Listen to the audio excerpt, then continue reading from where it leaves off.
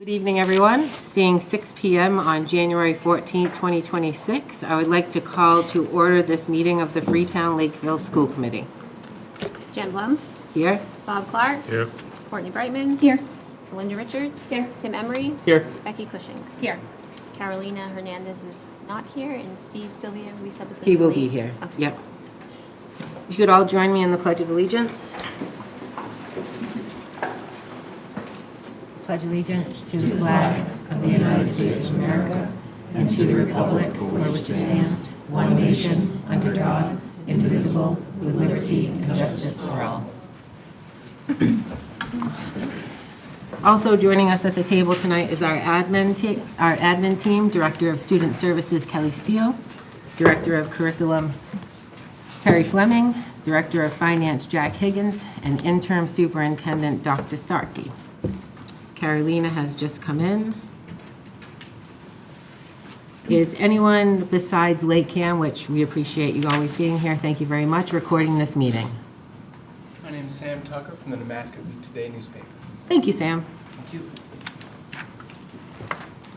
We're going to start this evening with public input. Is there anybody here tonight for public input? Seeing none, we're going to move right along. Reports and presentations. We were supposed to have a pools subcommittee presentation, but after Monday's meeting, we're not quite ready for that. So I will entertain a motion to table the pool subcommittee presentation at this time. So moved. Second. Okay, here in a motion and a second. All in favor, say aye. Aye. Any opposed? Aye. Any opposed? Any abstentions? Seeing none, motion passes. Thank you, guys. Moving along to our ARHS student representative report. Good evening, everyone, and Happy New Year. I hope everyone had a great holiday season. The Apponequet Student Council is kicking off the new year with an open house meeting next Tuesday, January 20th at 6 to 7 p.m. The goal of this meeting is to attract new members. The club will be hosting interactive activities and games that relate to the various positions we offer on the Student Council. For instance, I am the community ambassador for the Student Council e-board, and I will be running a mini debate which will require students to listen to others, construct their own opinions, develop strong reasoning, and collaborate with fellow students. All of these skills are vital to my role as the community ambassador, and then my peers will also be running similar games and activities. Everyone at the high school is invited to attend, as well as current members of the FLMS student government. This event will be a great opportunity to show upcoming students what it is like to be a member of the Student Council here at Apponequet, and hopefully this engagement will attract more students to ARHS. It may also motivate non-members from Apponequet to join the club, or at least find interest in the club. To continue, this past week, Apponequet's DECA chapter showed immense success during the District 8 conference in Hyannis. As Cam is the club's president and myself being a member, we both got to experience this one-of-a-kind educational and fun opportunity. At the conference, students, either in teams or solo, had to prepare and present business solutions to judges through role plays, as well as take their category's designated exam. This turned out extremely well for the Lakers, as we had 80 top 10 finishers and 43 students qualify for states. DECA States will be held March 12th through the 14th at the Westin Seaport Hotel and the Convention Center in Boston. And there, we look forward to seeing more Lakers success. Some other brief updates include the finalization of casting for the spring musical Frozen, indoor track and swim team senior nights that took place on January 6th and January 9th, as well as the end of term 2 closing on the 23rd. Thank you all, and we are sure to have a more extensive report next week. Congratulations, that's great. Thank you. Nice job. Thank you, guys. Okay, on to our interim superintendent's report. And I am very quickly going to hand things over to our students and to Terry Fleming, who will be sharing a spotlight with you tonight about our digital literacy and computer science programming here in the district. So we have quite a few families here and students that represent our K-12 programming for digital literacy and computer science. And while they are making their way up to the front with their teachers and principals, I'm just going to give you a little bit of information. Digital literacy and computer science knowledge, reasoning, and skills are essential both to prepare students for personal and civic efficacy and to prepare and inspire a much larger and more diverse number of students to pursue innovative and creative careers. Digital literacy and computer science instruction includes the areas of computing in society, digital tools and collaboration, good timing, computing systems, and computational thinking. In the district, we have a blended digital literacy and computer science into our media library specialist time with our students. Although the teachers share the load of instruction in areas of computing in society and digital tools and collaboration in the general classroom. A few of our students have come down with one of the many bugs running around, but we are still joined by a good crew of students from our buildings, and they are very excited to share their learning. So I am going to actually hand it off to our Freetown Elementary Media Library Specialist, Jennifer Lepofsky. Mrs. Fleming, is it possible? I have one friend who's going to be showing up a little bit. Oh, we can start with Assawamsett. If we could please go to Yeah, Assawamsett. absolutely. Our other friend comes on. Thank you. All right. Right over here. Yep, come on, you guys got this. Okay, right on the side of him, and if you want to start by saying your names. My name is Connor. My name is Oliver. All right, let's just pull up some slides. Yep. And then we can start, okay? So this is the school committee Go down. that we talked to you about. You have to go to Terry's section. It's in the agenda. Oh.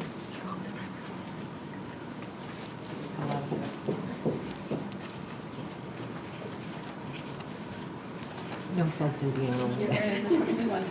Second row, there you go. I apologize, I did not link it in multiple places.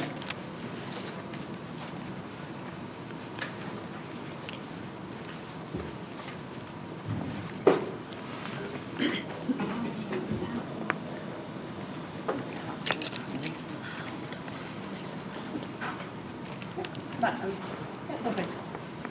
Sorry about that. All right. Hi everyone, we are so excited to show you how we use our creativity and technology to bring animals to life.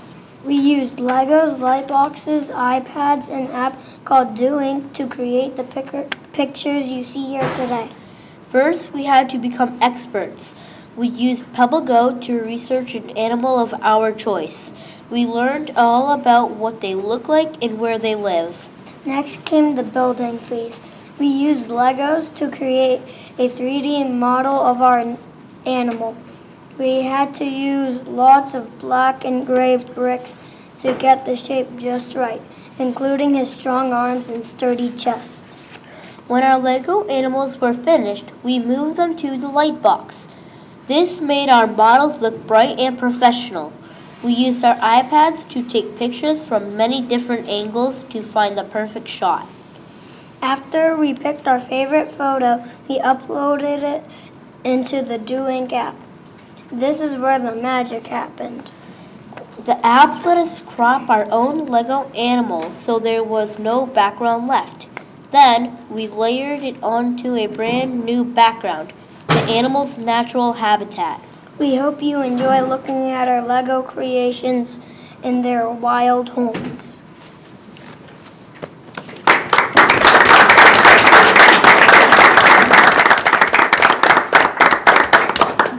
So every year, the Media Center works on projects, and so some of the other projects that you see on there, the octopus in the ocean is from grade 1, and then the eagle prey is from grade 2 also, and then third grade, there's a Happy Lunar New Year project that they did, all based out of literacy. It starts with literacy and then goes into the STEM components in our elementary buildings. You both did wonderful. Great job, guys. Good job. Thank you for coming. Thank you for sharing with us. All right, we're ready for Freetown Elementary.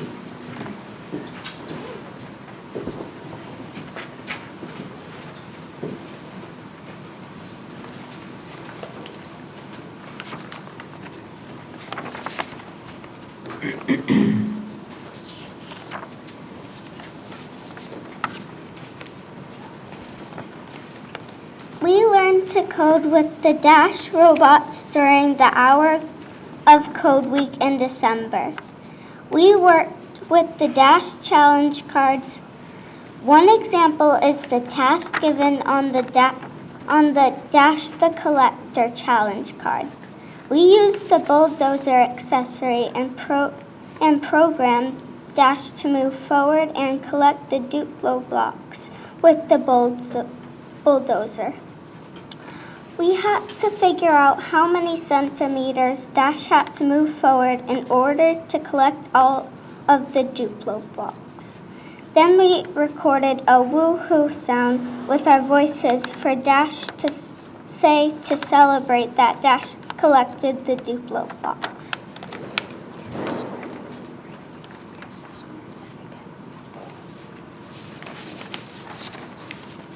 We also learned to code through the courses on code.org. We used a pair programming approach, which means we worked with partners to complete coding puzzles. We completed the lessons around the computer science concept of sequences, loops, and debugging. In these puzzles, we had to get a character to move a certain location in the puzzle or complete a certain task in the puzzle. One example of this is the harvester puzzle, where we had to have the harvester walk in a certain distance and pick up the corn. We have also been learning about digital literacy. We have used the Typetastic digital literacy program to learn about topics such as online privacy, passwords, and security online etiquette, digital footprint, reliability, information, copyright, and more. We will also start to work on research projects which will integrate these topics too.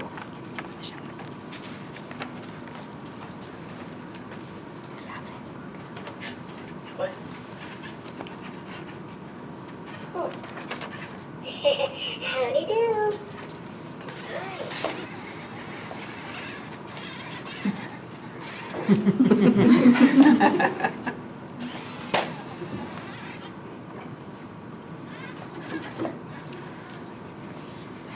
He's confounded by the rug.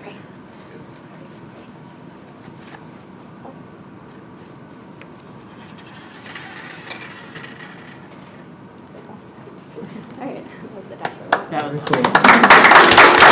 I think he gets a woo-woo anyway, right? One of the most enjoyable times is to go over to the Freetown Elementary Media Center Library, because not only is it set up with a lot of books and tables for collaboration, but they are making the Dash and Dots dodge a lot of obstacles, not just go to pick up the Duplos, but there's not as much room as you might think in the media center there, and they bring these out all the time. Kobe and Nora, thank you so much for your time and your well-spoken information.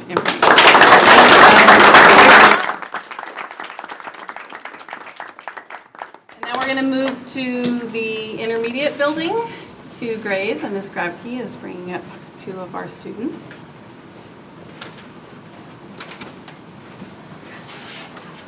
Owen and Lauren. Hello, I'm Mrs. Grabke, the library media specialist at Grace. And at Grace, we continue practicing and building on the digital literacy foundations taught at the elementary schools. Throughout the year, we have projects on digital citizenship, green screens, and coding. Two of my fifth grade students, Owen Bijan and Lauren Limpoco, are here tonight to tell you about their coding projects that we recently completed in library. Good evening, it's nice to be here. In library class, we are learning to code using the site code.org, which we used in elementary school. Each year, the challenges in the program get harder as we learn new skills. In coding, we get to use computer games to learn important life skills. We learned how to solve problems, create algorithms, and to sequence. We also learned creativity, organization, and persistence. Last week, we learned how to find our way through a maze with a program in code.org. In this lesson, we have to move characters through a maze by creating blocks of code in the correct sequence. If they go in the wrong direction, we have to debug the program and problem solve how to fix the program. It is a lot of fun learning how to program, create games, and learn skills that we will be able to use in real life. Thank you for inviting us to share what we are learning with you guys.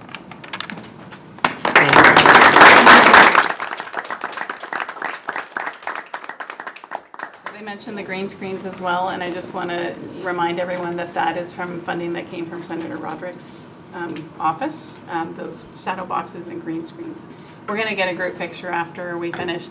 We're taking a jump over the middle school, but I do want to explain a little bit about what middle school is doing.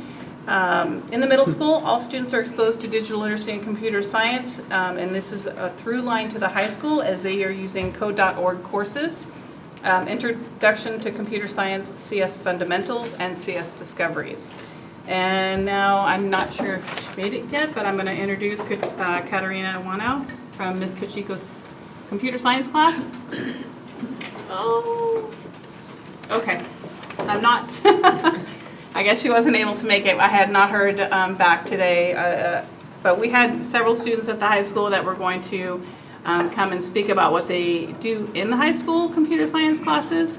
As well as just continue to ask for more, right? More computer science opportunities. AP Computer Science is one of our AP courses.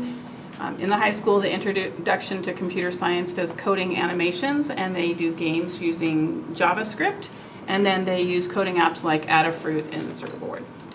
And then the AP Computer Science Principles class, they work with algorithms, which is the creation of formulas and equations. They use coding in JavaScript as well to do functions, parameters, conditional statements, lists, loops, traversals. And then they also extend into the other domains of cybersecurity and global impact with privacy, security risks, and protecting data. And they use data for data tables, machine learning, and algorithmic biases. And then they jump into digital information, which represents analog as digital information, binary, data compression. If you think of the matrix, like that's that section of the learning. Internet networks addressing and routing information. And I'm so sorry that our high school students were not able to join us tonight, but I know that Ms. Pacheco, who also went home with a sick child, is looking forward to having all of our young computer science students get to the high school so they can join her.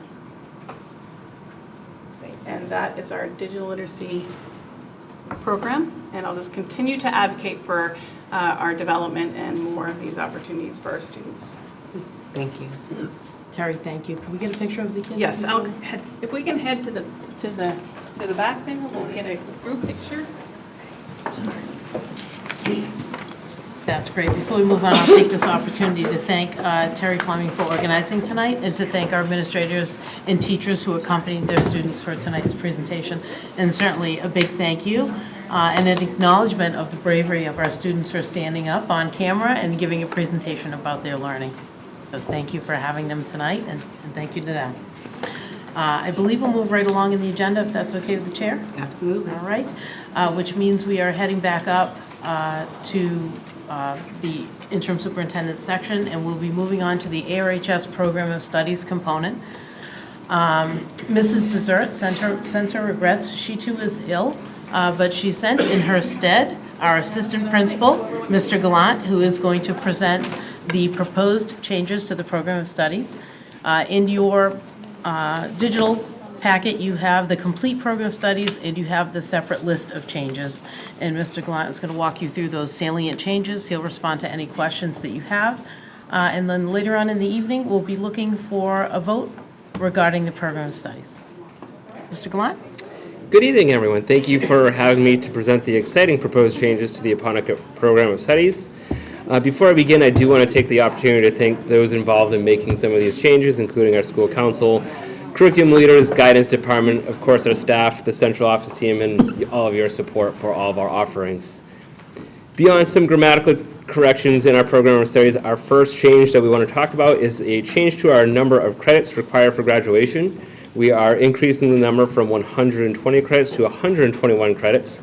This is in acknowledgement of our students' work in completing the Civics Action Project during their 11th grade school year. We've also included our new competency determination requirements, and to that I thank Terry for her support and guidance in that process. We have our next two additions are closely linked, and that is our MyCap, or My Career Academic Plan. It's a student-centered planning process designed to connect students' academic coursework, personal interests, and post-secondary goals. Students will complete self-reflections, career explorations, and academic planning with counselors and their teachers in this process. And closely related, we have our Innovative Career Pathways, or ICP. And this is programming which receives a DESE designation, which pairs advanced and technical courses along with internship experience in order to give students career experiences and the possibility for industry credentials, making them both more marketable for professional and higher learning institutions. We're currently in our first year of our healthcare pathway and in the process of completing the application for our business pathway. We have 3 course additions, including the AP Business and Personal Finance course, which is supporting students in our business programming, our forthcoming business pathway, and our many students in our DECA chapter, as you just heard of their success. AP Business and Personal Finance is part of the AP Career Kickstart group of courses designed to accelerate high school students in their path to in-demand careers. We have a sports officiating course, an exciting opportunity that came to us through Mrs. Desert's connections with other South Coast Conference principals. This course is designed to provide students the opportunity to receive formal training to become certified officials, helping to address the shortage of officials in both the youth, middle, and high school sports. We also have a health careers course that we're adding, which provides students with an exploration of the rapidly evolving world of health career, which focuses on specific clinical skills and daily responsibilities of healthcare professionals. We have a few course name changes. In order to meet that competency determination, our students in our personalized learning track, we have courses that are name changing to English genres and English survey, and in our math side, our Foundations of Algebra 1 and Foundations of Geometry, again, so that the students are meeting the distinct ELA and math courses. And one of our last changes is changing our public speaking course name to Communications, so that we can hopefully have a course that when a 14-year-old hears public speaking and now communications, they might want to take that course. And I think I covered everything. Sorry, that was fast.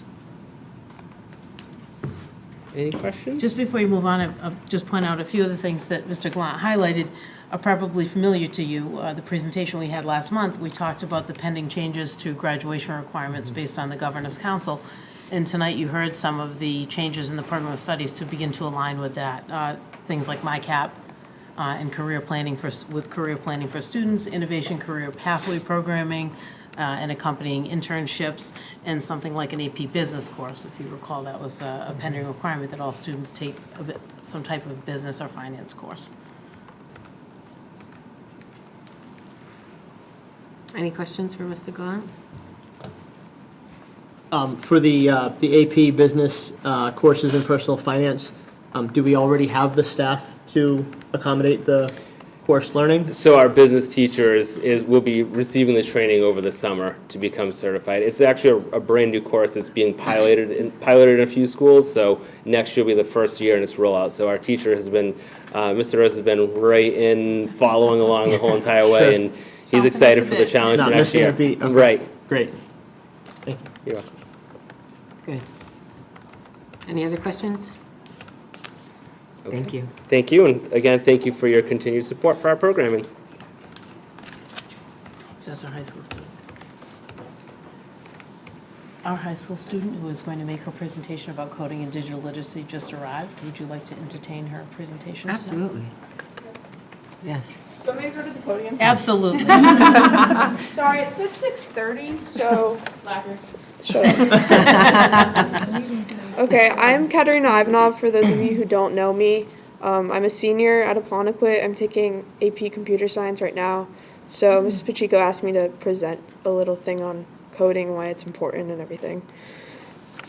In a world increasingly reliant on technology, spanning from the algorithms that shape media content to the AI that assists in coursework and drafting curriculum, a fluency in the basics of computer science and digital literacy becomes more and more essential.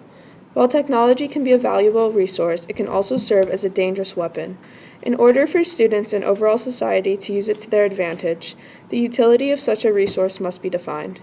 Today, so many students find themselves guilty of plagiarism through the reference of AI, deceived by false content online, and if nothing else, find themselves confronting an inability to adapt their education to the modern world. Personally, as someone planning to pursue a STEM-related field in the near future, I want to be confident that skills I learned in class are applicable and relevant to the tasks at hand.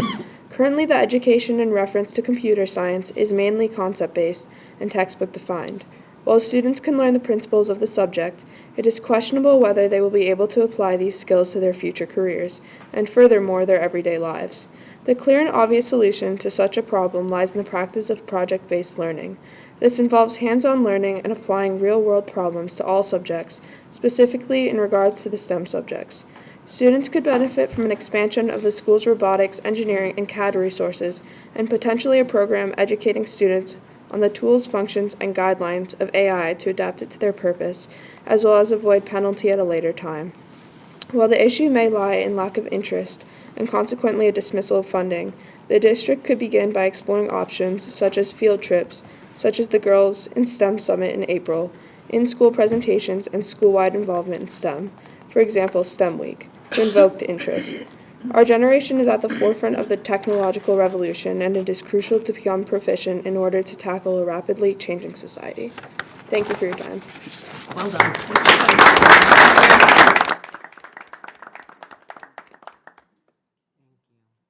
There were some really, really good recommendations in there, Katarina. Thank you. Sullivan, did you have more? Sorry? Did you have more to add? Sullivan is here too. So Mr. Wright told me just to be here for digital literacy presentation. I'm sorry, I had not received your name, so please come up if that. A last-minute entry, if that's okay. Yeah, you know Sorry. I'm not gonna say no. Really sorry about that, but Absolutely not. it is why we're all here, right? Yeah. Yeah. So, While Sullivan is setting up, I'll remind you that Sullivan was our Eagle Scout, who yeah. painted all of our posts. Yeah, I'm sorry I couldn't make it to that meeting. I had some emergency stuff I had to get to. But I wanted to thank you guys for letting me do that project. Well, thank you. Thank you. So what I have before you is a robotic arm. Again, all I was told about this meeting is that it was about digital literacy.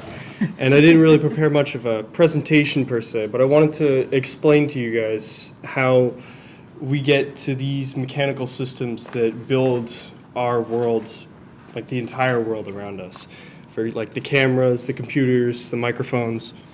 So this robotic arm, it's already pre-coded with a sequence that I could present to you, but again, I don't want to take up too much of your time.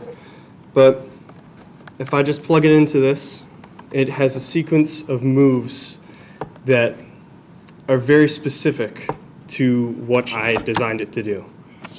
So after a 3-second timer from when it starts, at 0, 0, 0, moves there to 1, 0, 0 on a coordinate system.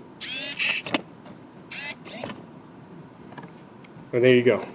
Now, this may look simple and it may look easy, but you can trust me, to make something like this is not very simple and easy. What I had to do is I had to do the complicated math and the arithmetic to get signals from this computer and send it to this arm so that the motors would go to just the right position to be able to move in a grid format. And that's what the entire world is based on. It's based on just simple 1 and 0 signals. And so understanding just that as a concept as a whole is as a basis of everything, that every technology that we understand, that having that understanding really helps with what we think of as digital literacy. And it gives you an idea of what the world around you looks like to somebody like me or somebody who wants to eventually become a computer scientist or developer. Is everything is built around just simple ones and zeros, but with a lot of math and a lot of electrical components, you can make something as complicated as this, just with the time and effort. And I didn't learn to make these in any of my classes. I want to also make that clear. I had to spend a lot of time on YouTube and a lot of time spent time outside of my classes learning how to connect components correctly and learning to understand the signals and libraries and everything about how each one of these components worked. And if there were more programs that were put towards robotics and engineering and electrical computing, I think we could go infinitely further. Like our students like me would be able to get to this place in high school, and we wouldn't have to go outside of school and spend that precious time looking into things that I did for fun. Thank you. No. Thank you.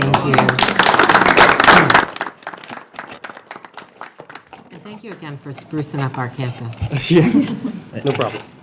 Go ahead. I would just say, bravo, your future's bright. You said you didn't prepare a presentation. Your knowledge of digital literacy is outstanding. Combine that with your community service. Your future's bright. Thank you. And Sullivan's ability to synthesize and simplify that. Yeah. I had written like the code I wrote with explanations inside it explaining what each part did, but I thought that would be too boring and too explanative for you guys. Thank you guys. Thank for you. having me. Thank you. Thank you for that kindness, Sullivan.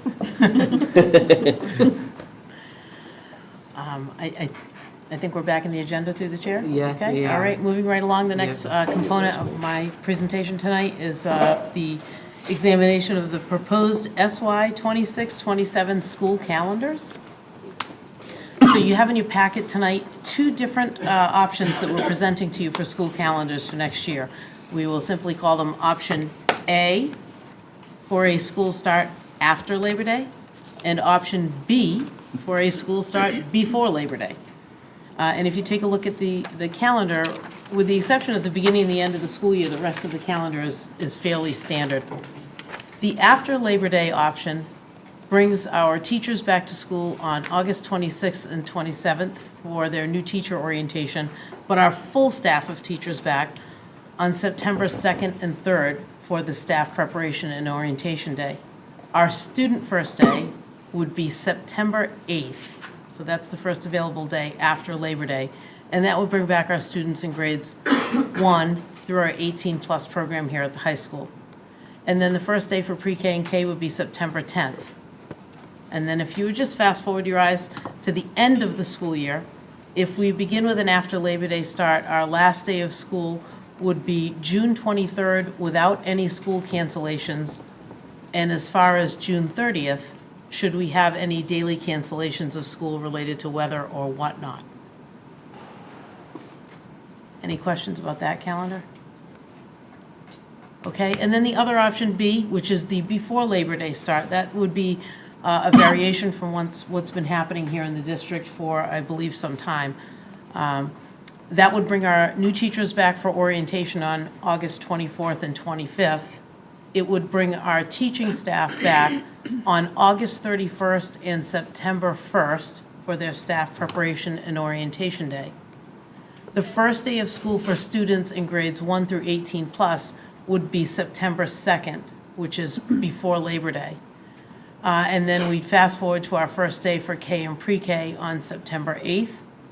And then again, the rest of the calendar is fairly standard until you get to the end of the year with a before Labor Day start. The school year concludes on June 17th, which is a day before the relatively newly added holiday of Juneteenth, and then going as far as June 25th with any individual school day cancellations. I don't know if you have any questions regarding that calendar. I think I do have a question about version B, if I can. Yeah. Is it the first day pre-K and K? Well, that was one of my Okay. questions, Yep. was I know there was some concern last year, and I think that gap day, right, Mhm. addresses that concern so that it won't come up again. Right. And then I guess my other question was for version B, why wouldn't we start on the 8:31 Monday? Oh, that's the prep day. Correct. It would be the teacher, we have a teacher prep day and then a teacher orientation day, and then the students would come back on the 2nd and 3rd, grades 1 through 18 plus. Then we typically take that Friday before Labor Day for an extended weekend, and then everybody else returns on the 8th, the pre-K and K on the 8th. Okay, because I think in one calendar they were starting on a Tuesday and then the other was a Wednesday, and I wasn't sure why we were. Correct. Okay. Yeah.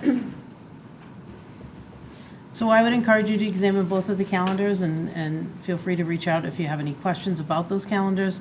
And this would be your first review, and we would intend to bring them back to you at next month's meeting for a potential vote or to answer any questions you have. I'm sorry, at our next meeting next week on the 21st. To answer any questions you have, potentially have you vote on the calendar so that we could begin planning for next year, in particular around professional development. Or it's your purview certainly to wait a little bit longer and take a vote on the calendar at your first meeting in February. Go ahead. Have you had any input from the staff on a preference? We did share the two calendars with the EAFL leadership. I can't speak to their preference. I'm not sure if they polled their members. I can tell you that we did speak to the district leadership team, and the preference of the leadership team is to have the before Labor Day start. Yeah, that's late. I After Labor think Day, that I it mean- becomes a concern if we start after Labor Day. I know it's a bit of a tradition here to begin after Labor Day, and it does feel somewhat, I don't know, maybe a little bit disappointing to think about starting before Labor Day. But when I look at the conclusion of the school year and I think about potentially ending a school year on June 30th, that raises concern. You know, the temperature in the buildings and the stamina of our students and staff. Yep, I agree. Okay. Through the Any chair, more I think questions? Tim has a Oh, question. sorry, Tim. I would just like to note, if we start early and have a snow day, even just one, it pushes us to the Monday, the 22nd, I believe. So we'd have school on the 17th, Juneteenth on the 18th, and then we'd still have to show up for Monday, the 22nd, would be the last day of school, if we have even just one snow day. So that would be something to look at maybe, because 5 snow days we haven't had in Sometime. a long time, probably. Hey. But one, but Careful. one snow day is relatively reasonable in our climate recently, and that already would push us back 5 calendar days. So maybe we query some of the community members as well as the staff and see what their students and they're looking at also before we make any. I don't know if you all were paying attention, but there's some students back there, and when I heard you say June 30th, I saw some heads going like this. That's some real-time feedback. You guys didn't like that, did you? No. Okay, any more questions on the calendar? I just had a question. Do we always go through multiple versions, or is this just because of the timing, the way it falls this year? I believe it's the way it falls. Got it. I can't speak to recent history, but I think that the typical presentation of the calendar is an after Labor Day start. Okay. It's just 2 versions this year when you think about how Where late it falls. Labor Day is. Makes sense. Thank you. Yeah. Go ahead, Bob. In my tenure here, I don't think I've ever seen a start before Labor Day. And my concern is that it becomes a habitual rather than just a one-time deal. I'd like to know what the staff thinks. I They're think the Bob one- just volunteered to hang out at the school still. Yeah. Late. Yep. Maybe there's a breakfast. Yeah. Too late. Too late. Is there a charge from the committee to seek input from the staff? Is that what I'm hearing? That's my preference, but I don't know how the, Or would you like to discuss that and then maybe make a decision about that at the next meeting? Yeah, I think we should go that route. And then you could have some time to look at the data in between and maybe Sure. vote at a calendar in the beginning of February? Yep. It's Yep. still early. It is still early, so that works. Yep. So we'll bring these calendars back to you at the next meeting. You can have some type of discussion about how you'd like to how or if you'd like to ascertain more information, and then we'll take a directive from there. Okay. And then you can look at the data and make a decision in February. Great, thank you. thank you. All right, thank you for your attention to that. My next matter for you tonight is some surplus. We have two separate schools who are looking for you to assist them by declaring some items surplus. The first is the ARHS Athletics Department. They have identified some uniforms that are no longer of quality to be worn by the students.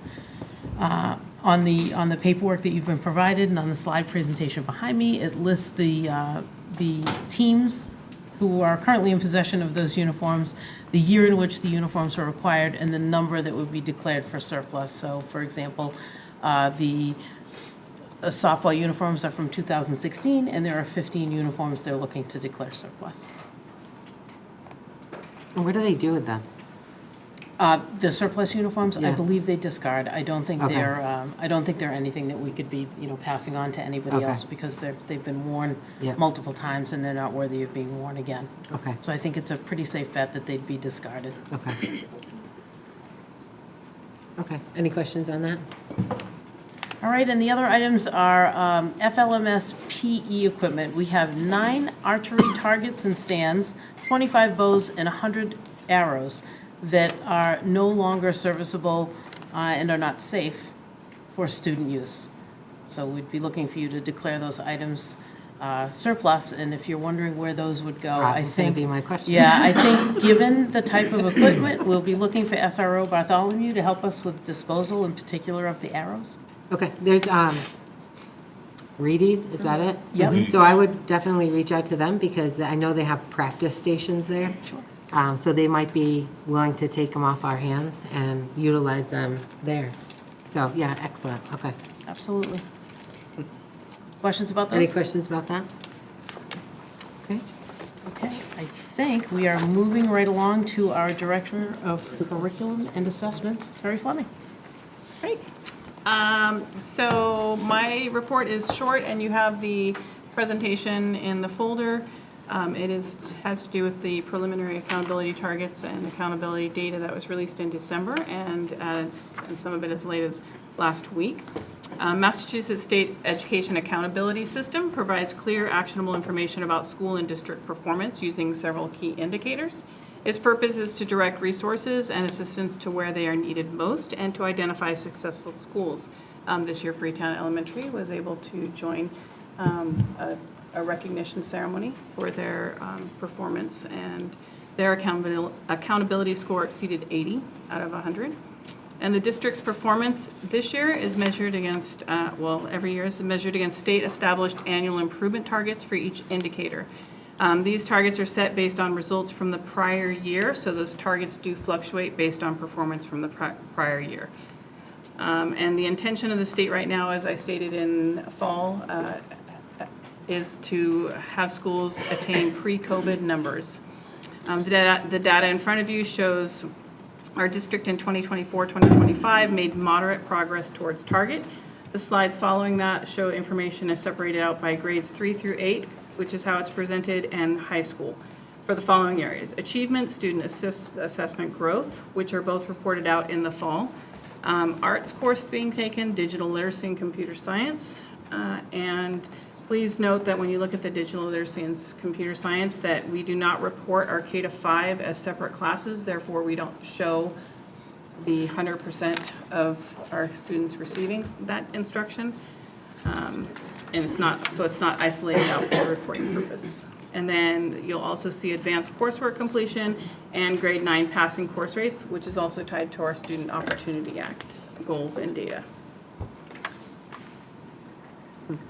So I'm here to answer any questions. You're always, feel free to reach out. I have a very long CSV file that was manipulated and sorted and conditionally formatted so that I could bring you a summarized version there, but I love sitting down talking numbers, so please don't hesitate to reach out with questions. Thank you, Terry. Any questions for Terry tonight? Seeing none, thank you. Can we move right along to Mr. Higgins? Okay, so I'm going to, you have the full detailed director's report for this meeting.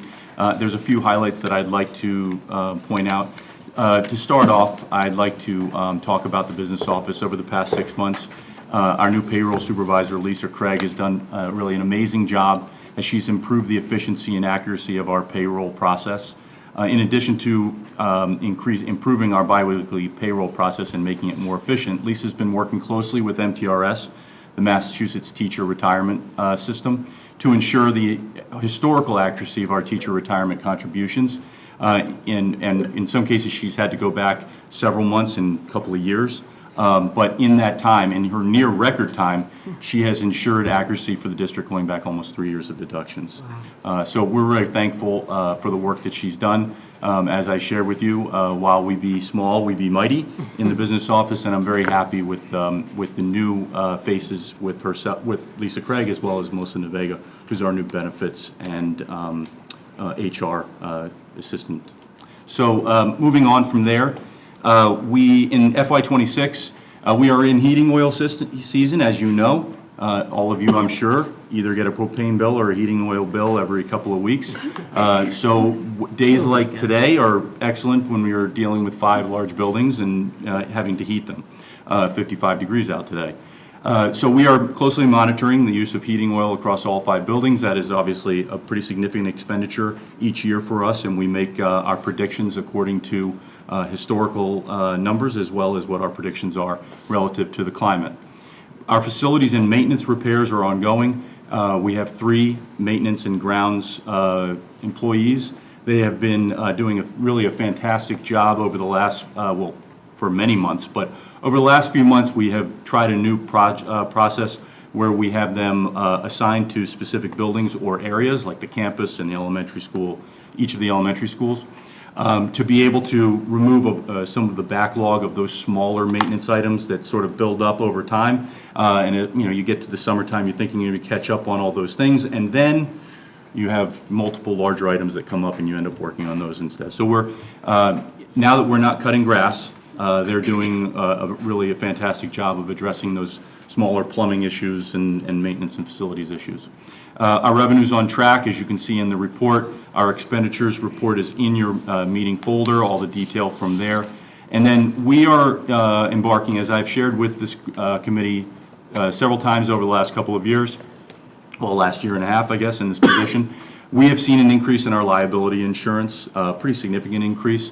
So we are looking out in the market, speaking with some companies to determine whether or not we can find some savings with some.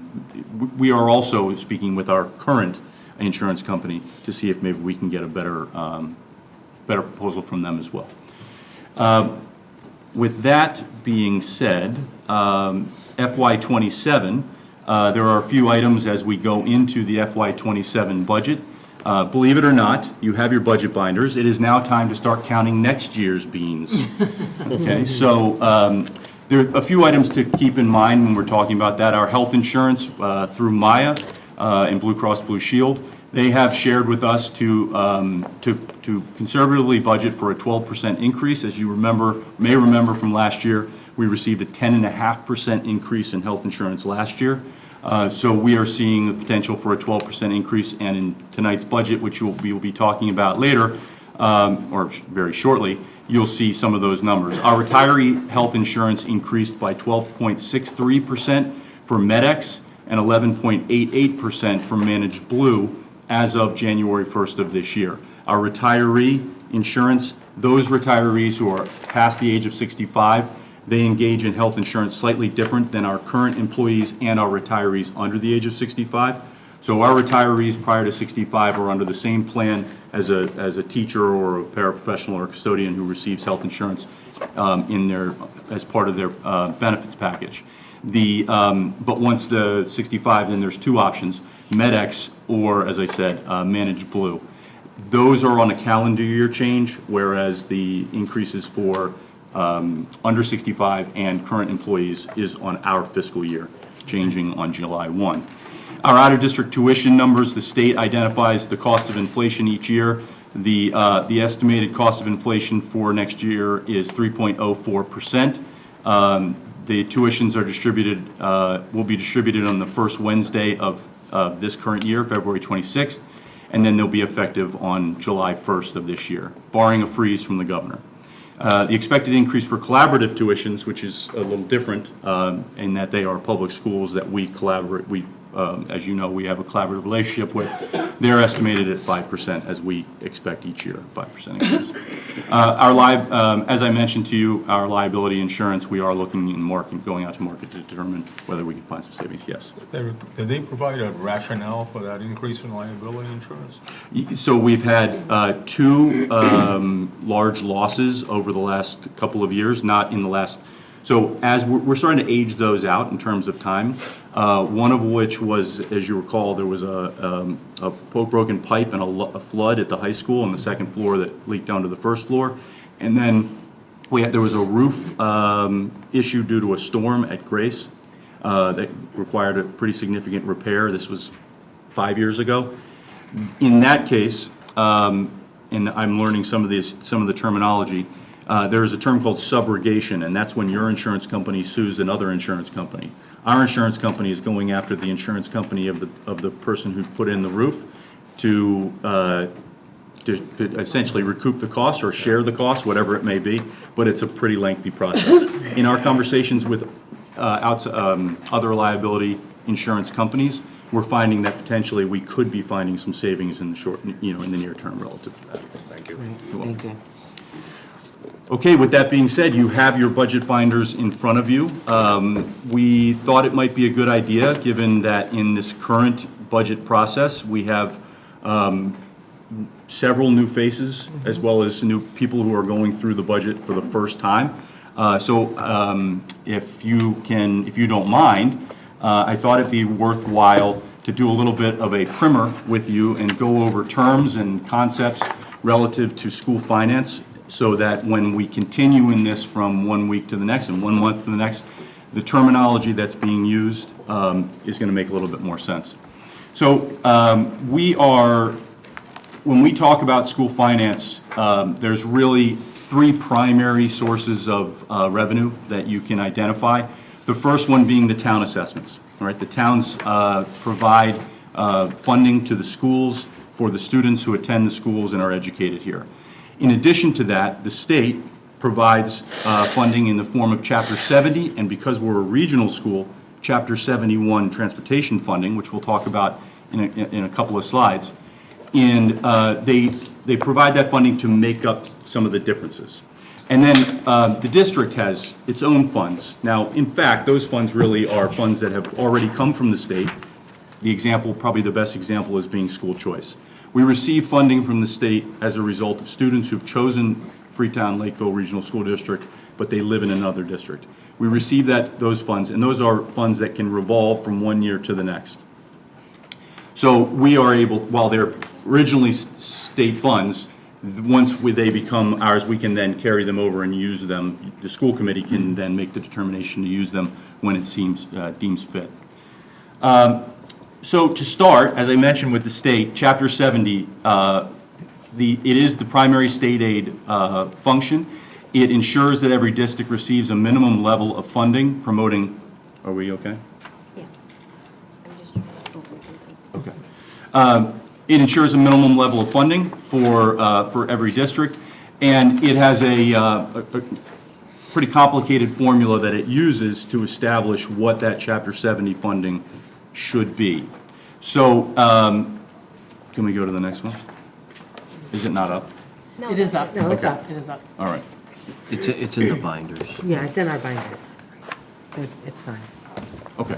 I'll change this. It's in the binders. You're distracting me. Sorry.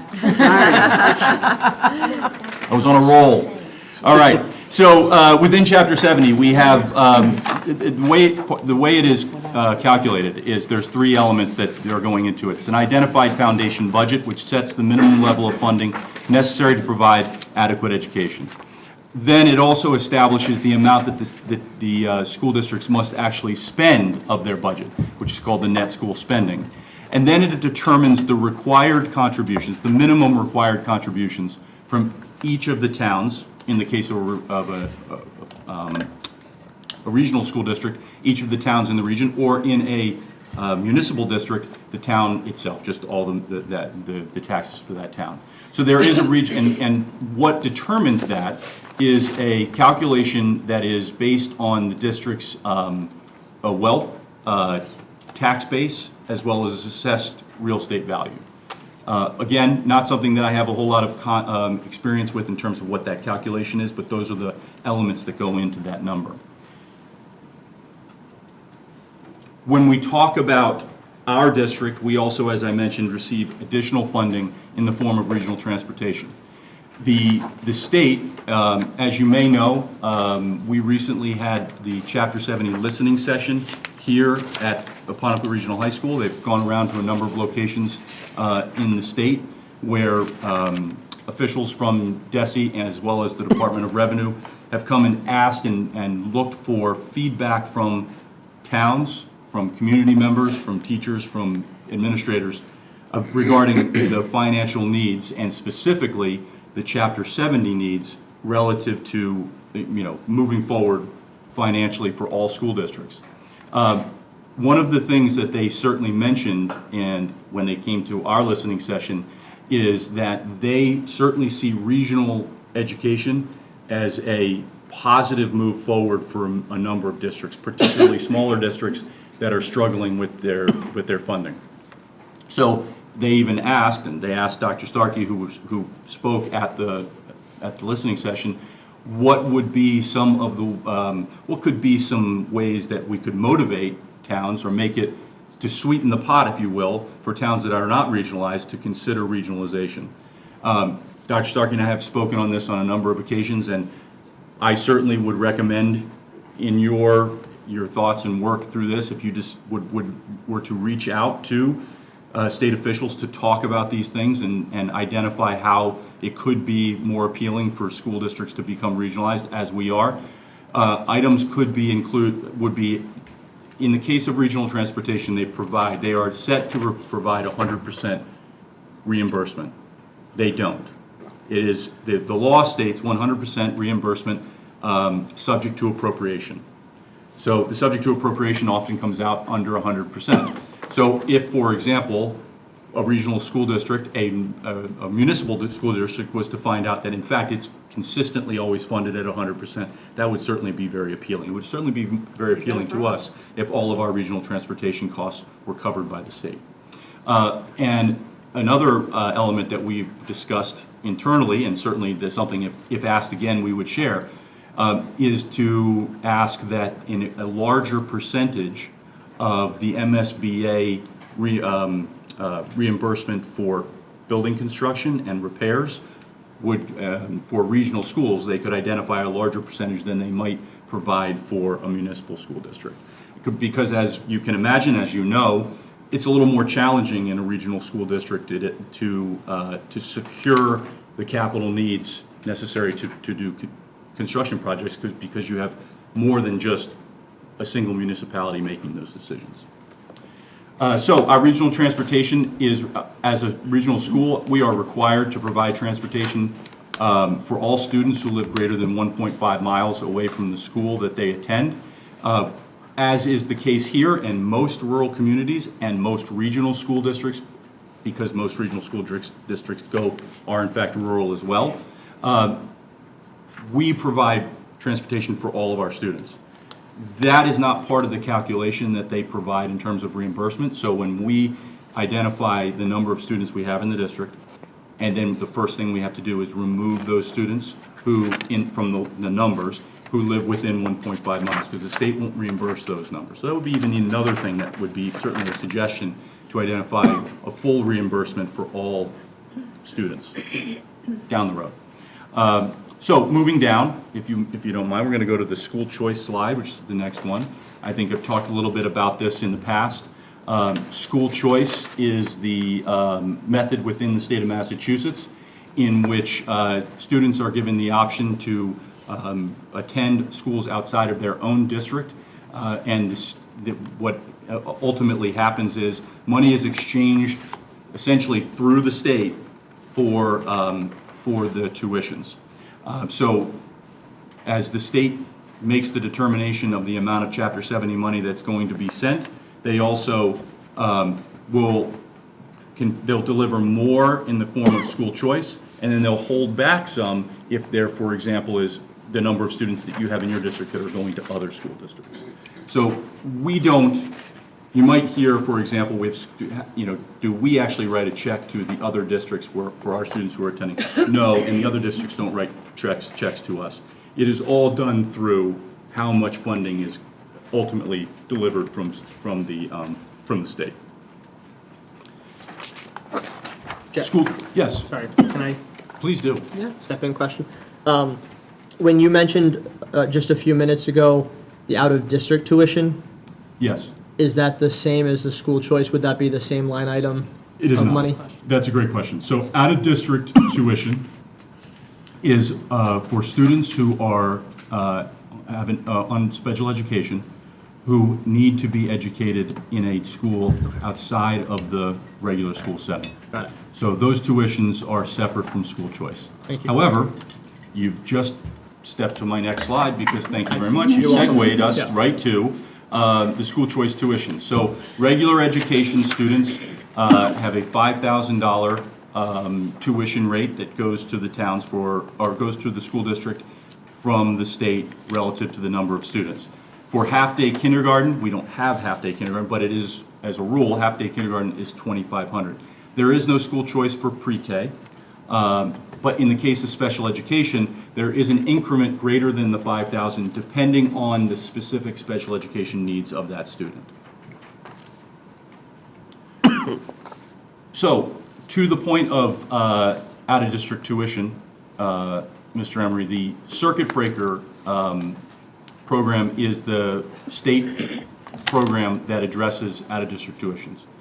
Out-of-district tuition, as you can imagine, can be pretty significant at times due to the needs of students.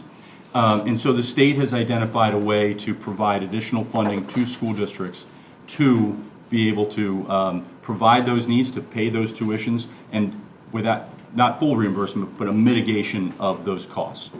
You're receiving a reimbursement for money spent in the prior year. So in the current year, we're receiving a reimbursement of circuit breaker money from the tuitions we paid last year. The way that, without getting into too much detail, the way that the circuit breaker is structured is they identify how much, as twofold, it's tuitions as well as transportation costs, because obviously if you have a student living in your district who is attending an out-of-district school that could be several miles away, we also provide the transportation as well, whether that be internally with our vans or whether we contract out. So with tuitions, the reimbursement is, first there is a threshold that is established by the state each year as the threshold tuition number beyond which they'll reimburse. So picking an easy number like $50,000. If there was a tuition that was $40,000 for the year, you'll receive no reimbursement. If that tuition is, let's say, $150,000, and I say that number because this is going to make the numbers very easy for us, it's $100,000 over the threshold. They will reimburse 75% of that. So we will be reimbursed. Of the $150,000 tuition, will be reimbursed in that case $75,000 in the following year. The other piece to the circuit breaker is that you have the ability to spend it in the year you receive it. So we're receiving money from last year, we can use it this year, or we can delay and use it next year. After that, it would have to be returned to the state. That is never happening, but understand when we get to the end of that second year, we have to account for those dollars. I believe I sort of jumped over a slide there. So that's the understanding circuit breaker. Thank you for keeping up. Onward from there, as I mentioned, we're talking state funding in the form of Chapter 70 and 71. We've talked about the town assessments, okay, and minimum contributions and how those are identified.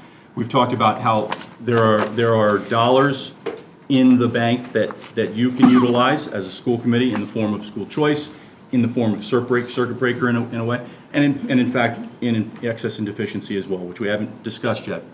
But we'll get into in more detail down the road. I think it's probably better to expand on that conversation.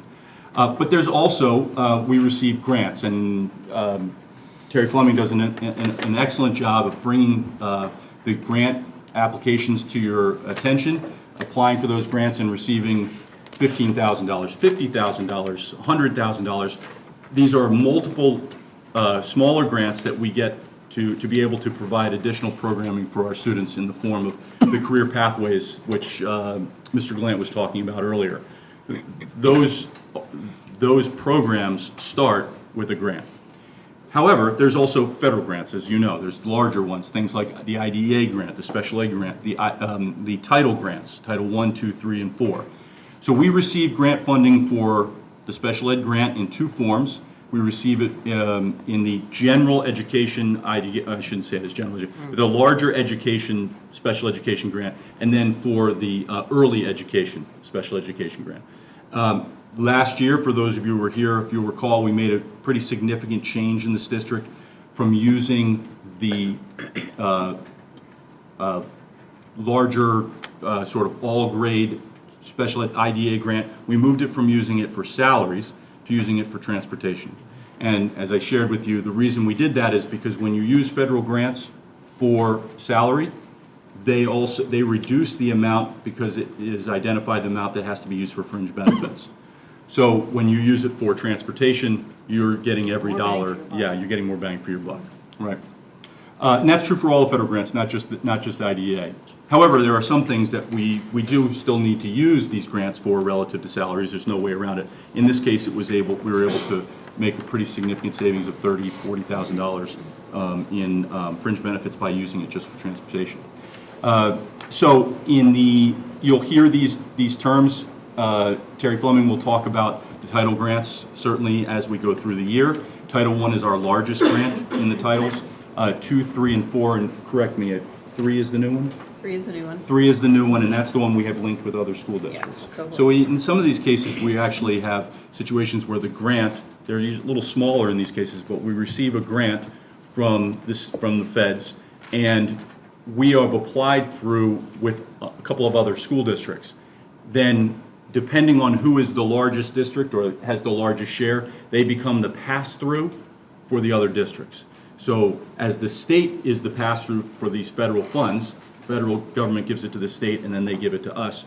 If, for example, the school district 1 that we're working with, they make a purchase of a particular piece of curriculum relative to the application for this grant, they purchase it and then we purchase it and we send it over to them. So they send us the order essentially. So that's an example of how some of these things, how they work and how we utilize them for our process. You will see this year, and I really appreciate Dr. Starkey's suggestion on this, you'll see this year that we are doing things a little differently in terms of the way you're looking at the whole budget. So in the past, the whole budget has been what we call the general fund, which is the largest piece of the puzzle, and then things that we're using for school choice, things we're using for circuit breaker. But we do get these federal grants, and in the case of the IDEA grant, it's $700,000, $800,000. It's a pretty significant number, and it's important that you understand what the larger number is in terms of the budget that we're using. And in the case of Title I, for example, it's $350,000. Now, total title grants maybe $400,000. So what we've done this year is combined all these things so you can see what our total expected expenditures are. But so that it's not comparing apples to oranges, I did the same thing last year. I went back into last year's and put those grant numbers in as well, so you can see that that we're comparing similar results. When you look through that budget book, you're going to see that there's, down the left-hand side of every one of the schools, if you pick a school or you pick a particular department, you'll see The spreadsheets? Yeah, the spreadsheets, you'll see the itemized budget, proposed budget numbers for each one of the areas, so. Can I give it just a? Sure. If you, just using a school, right, so if you turn behind tab 6, I think you'll see Apponequet Regional High School, you'll see a cover page. Behind that cover page, you'll see the first page of a spreadsheet, and the numbers Mr. Higgins is referring to, the codes, I believe, are over on the left-hand column. These are the codes he's about to explain right now. Right, so if you look down the left-hand column, you'll see, you should be see a series of numbers, and the first set of numbers for every one of them should say 001. Okay? So the 001, just so you get a sense of what this is a way for us to categorize the accounting in our district. 001 is referring to the general fund. This is primarily the form in which you are talking about relative to how we spend and purchase and execute education in this district. It's through that general fund, which is 001. But our other funds, the way we track them, circuit breaker, for example, as I mentioned, school choice. Circuit breaker's first 3 digits is 241. School choice is 247. They have their own codes. Everything else is similar, but the first 3 digits are identifying which fund it is coming from, if that makes sense. You'll also see there's a second 3 digits in there, and those second 3 digits might be 100, they might be 110, 110, 200, 300, 400, 500, or 600. Each of those numbers represents a different, what we call DAC, but it's a section within the district for the funding distribution. 100 is the central office. 110 are things that fall under the region. These are things that, for example, health insurance. The funding for health insurance is in the region section, and the reason it's there is because, of course, everybody in the district receives an expenditure out of there as the district's portion of health insurance.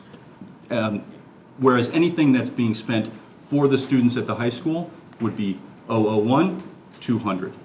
And for Freetown Elementary, it'll be 001, 600. As you count down from our highest grades to our lowest grades, we go 100, 200, 300, 400. I'm sorry, 200, 300, 400, 500, and 600. With that being said, there are a couple of slides at the end that I also provided as a little bit of a glossary for you as we continue through this process. Certainly, I ask for you to ask the questions as they come up. This is a vocabulary-heavy process. And like anything, vocabulary can kind of throw us off and make us feel a little uncomfortable with what we might feel very comfortable with if we just understood the terms that they were referring to.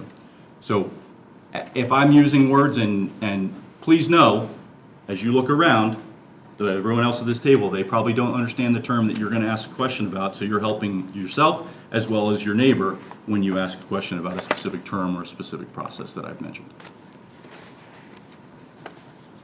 Jack. Yes. 6 years I've been on this committee, it's never been outlined like this. Well, there you go. Thank you. This is why I spent 15 years in the classroom.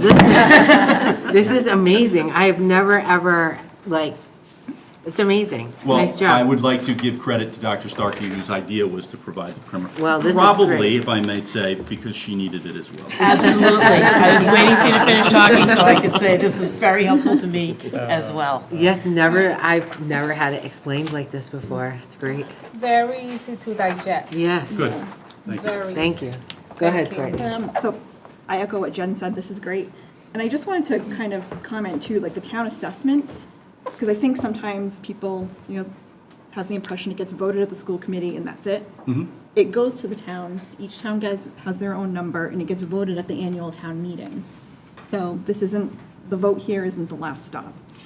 Correct, and I think it's important to also note that in the way that regional education in the state works, We have, in the case of Lakeville, you have Bristol Plymouth Regional Vocational Technical High School. It's a regional district. Old Colony Regional Vocational Technical High School. That is also its own regional district. They too assess the towns for which the students come to them. Bristol Aggie too. Bristol Aggie as well, yes. Bristol Aggie Regional Agricultural, thank you, I don't know all of it. But in all those cases, so in each one of those cases, when the town is receiving the budget that you determine and you vote. They are also, each town is receiving the same budget assessments from the town, from the regional school districts, other regional school districts with which they are connected. We are not the only one. They are also connected to a vocational regional program, and in the case, an agricultural regional school. Questions? Go ahead, Bob. Just a comment. I mean, my pet peeve is regional transportation, as you know, because it's a moving target. It's like a kid's piggy bank, and the state can go in and take money out of it.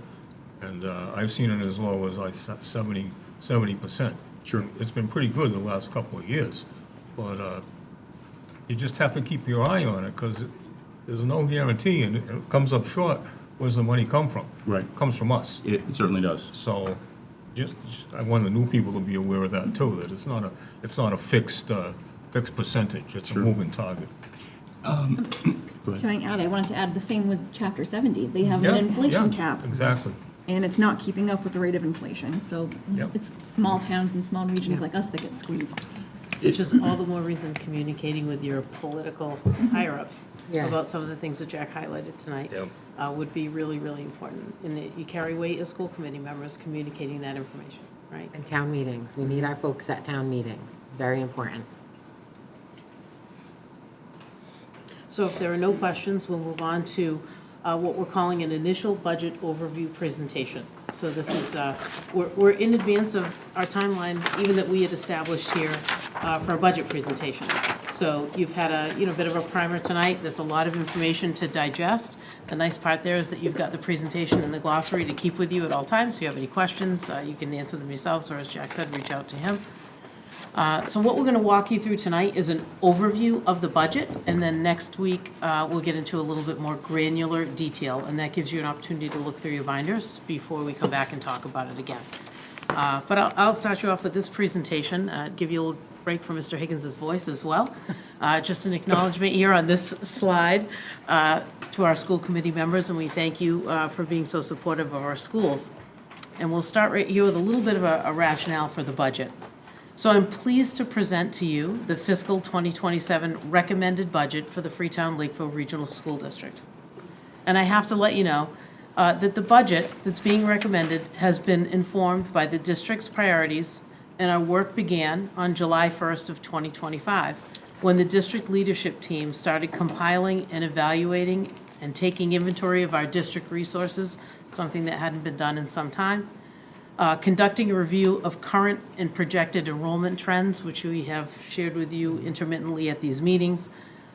We established monthly meetings with our town administrators that we have, held a scheduled meeting with them every month. We endeavored to secure additional revenue sources for the district, and of note, we sought a tuition agreement with Acushnet. And although that didn't go in the direction that we wanted, I certainly believe that we as a district were demonstrating to the school committee and to the communities that we were looking for ways to relieve some of the burden on the taxpayers when it comes to funding education. And then we also assessed our overall past and present financial environments, that we are keenly aware of. We paid heightened attention to the FY26 budget that was approved and that moved through town meetings that included the reduction of 11 staff members here in the district. So that's going to come up in our conversation regarding budget. And some of the decisions that were made at that time also carry forward and have impact on the budget that's being presented to you tonight. So just I'd like you to know that we gave a lot of consideration to those types of things. Throughout this process, we have engaged in both formal and informal discussions with everyone, with every constituent, district leadership, school administrators, parents, whether it be, sitting on the bench at a basketball game, or, meeting with PTO leadership, with students, through roundtable meetings and conversations in classrooms, not specifically saying, what do we need for a budget, but, Sullivan Gray did a great job here tonight, talking to you about some of the resources without being prompted, resource needs, right, and programmatic needs. So we've spent a lot of time listening and talking, and the budget that we're presenting to you tonight aligns with our student needs, demonstrates responsible stewardship of the resources we have here in the district, and it's very transparent. The budget reflects our ongoing commitment to providing quality educational opportunities for our students, and specifically, it ensures that the daily academic, social, civic, and athletic programming that our students deserve remains intact. And that is the academic, social, civic, and athletic experiences that our students have every day, that our communities expect when they send their children to the Freetown-Lakeville Regional School District. As a district, we committed this year to the theme of recognizing the ripple, and I think tonight is a fitting opportunity, before we go down this budget road, of taking pause and thinking about how all of our decisions in putting this budget together, the weighty role that you're going to take in verifying a budget and sending it off to the towns and to our community members, we take pause. And we think tonight, as we endeavor here to set a course for our children's experiences, and that we deeply consider the budget choices that we make today and how those will define the strength of our students vis-a-vis and the strength of our communities for years to come. So I ask us to take a moment to think about that. And I thank you in advance for your continued support and your dedication to the success of our district, and most importantly, to ensuring that the daily experience of our students is one that we can be proud of, and one that they will look back on, cherish, and have grown from. So with that, I'm just going to move forward. I'm not going to go through everything on this particular slide. Mr. Higgins did an excellent job tonight of walking you through all of the sources of revenue and getting you to think about some of the sources where the money comes from, and how we could maybe be a little bit more active politically, whether it's going to town meeting or whether it's reaching out to politicians to try to adjust some of these formulas that would benefit us and our taxpayers, and be able to continue to enable us to offer programming for our students. The budget that we're presenting to you tonight is a level service budget. In a nutshell, that means if you approve this budget as it's presented tonight, the services that are intact for our students across the district would remain intact. We would provide that consistent daily experience and access to the consistent programming that our students have, using the AP classes at the high school as an example. We want to ensure that we have consistent staffing. We have included in this budget a reallocation of 2 teaching positions from the high school. We have several teachers who are retiring, but 2 of the retirements at the high school we are looking to reallocate to district maintenance and grounds positions. And we feel comfortable in doing so, that would not change the programming for our students at the high school. We have had, as we know, a decline in enrollment at the high school, although I can tell you high school enrollment is going to be a little bit more unpredictable when we think about the lottery system that's now being put in place for our vocational schools. We can talk more about that at the next meeting, but it makes predicting high school enrollment a little more challenging. But 2 maintenance and grounds positions, a reallocation of resources, would help us to continue, or would help us to meet our obligation here in the district, right, to continue to maintain the facilities that we have. Mr. Higgins mentioned to you earlier, taking our 3 maintenance people and assigning them to buildings has been really productive. We've been able to tick through a list of some of the more minor things that need to happen here in the district. Having 2 more enables us to have 1 person in each building, so that some of those things that, even our students are routinely walking by, that haven't been repaired or haven't been addressed for lack of staffing or resources, can be addressed. So that's our rationale for that. We are seeking to replace end-of-life network switches and Chromebooks here in the district that would, if we don't address those matters, we'll have approximately 250 students with Chromebooks that they can't use, and we'll have switches in the district that, I'm sure Mr. Blanchard could speak more eloquently to this, but they will make things not work when it comes to technology if we don't replace those. They are beyond end of life from what I understand. This budget will help us to replace out-of-date history textbooks and replenish world language textbooks that are in bad condition, if not replace them. It also replaces what I would consider like the fractured execution of a writing program in the district to address our students' contemporary needs, especially those relating to writing. You heard Terry Fleming talk to you earlier this year about MCAS and shortfalls in writing and how the district is really concentrating energy on bolstering our writing program for students. And replacing this program would also, in the future, offset some of the expenses related to the Wonders literacy program that we use, because the writing component in that program is not easily accessible to our teachers and to our students.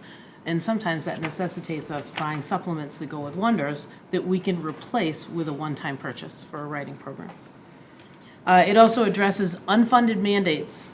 You heard about those at the last meeting, changes in special education with the tightening of IEP deadlines and changes to oversight of out-of-district programming.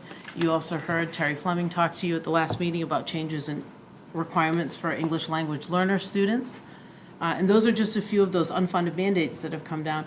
This budget that we're presenting to you tonight, we can address those mandates without any additional resources as long as we are operating at a level service budget. Anything other than that would make some of those mandates very difficult to meet. And then, excuse me, it addresses the pending changes to Massachusetts graduation requirements. And again, it does so with our current staffing and our current resources. You heard some of those things proposed to you tonight in the program of studies. And those changes are coming. So we're able to do that with the provision of level services based on what we receive for FY26. Any questions so far? All right, so I think that frames out our thinking and it lets you know the direction we're going in terms of our budget. I'm going to turn things back over to Mr. Higgins because he's going to explain all of the number pieces and how we derived at the bottom line that we derived at to present to you tonight. So you can see the overview slide here that's behind me. For the FY27 recommended budget, this includes the federal grants. This also includes the use of circuit breaker. It includes the use of school choice. It includes the use of a certain amount of investment funding that we get back in Medicaid. We receive a few dollars each year, $60,000, $70,000, sometimes as much as $150,000 within our budget. If you'll notice, if you were to look at your book from last year, you'd see that the 26 budget, the number is different. And that's because what I've done here is gone back to 26 and included the federal grant money that we have in the current year. So you're now comparing those two numbers. Understanding, of course, that we're not expecting the school district in any way to make up that federal grant money. It's essentially matching one year to the next. So the increase is $3,734,234, which for the total budget would be a 7.49% increase from the current year. What are those factors that are influencing the budget?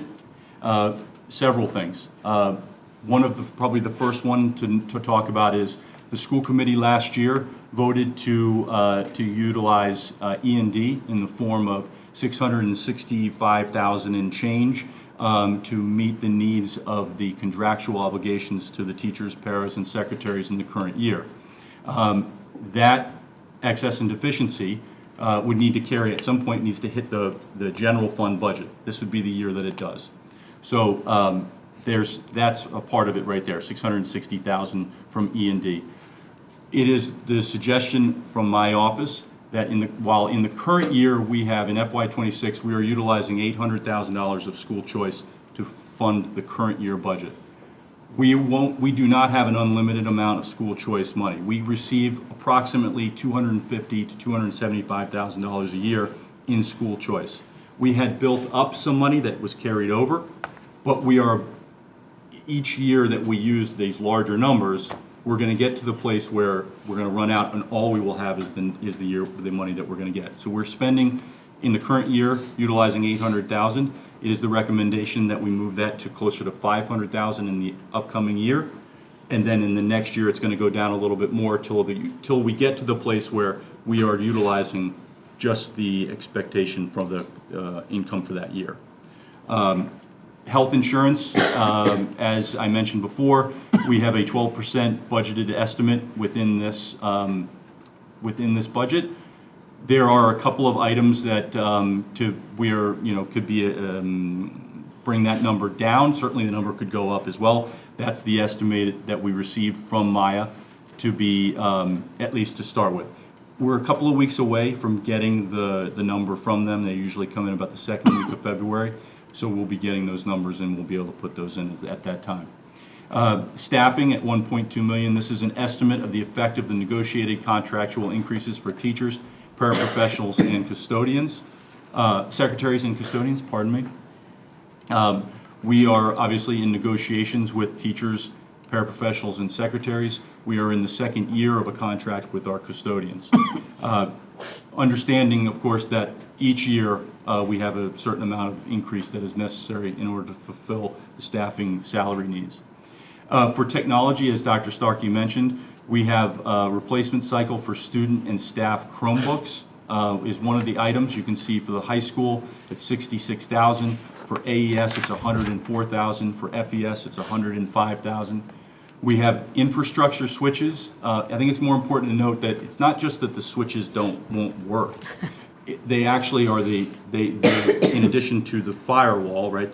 They are protecting our information. So as those switches get older and older, they become more susceptible to outside cyber issues.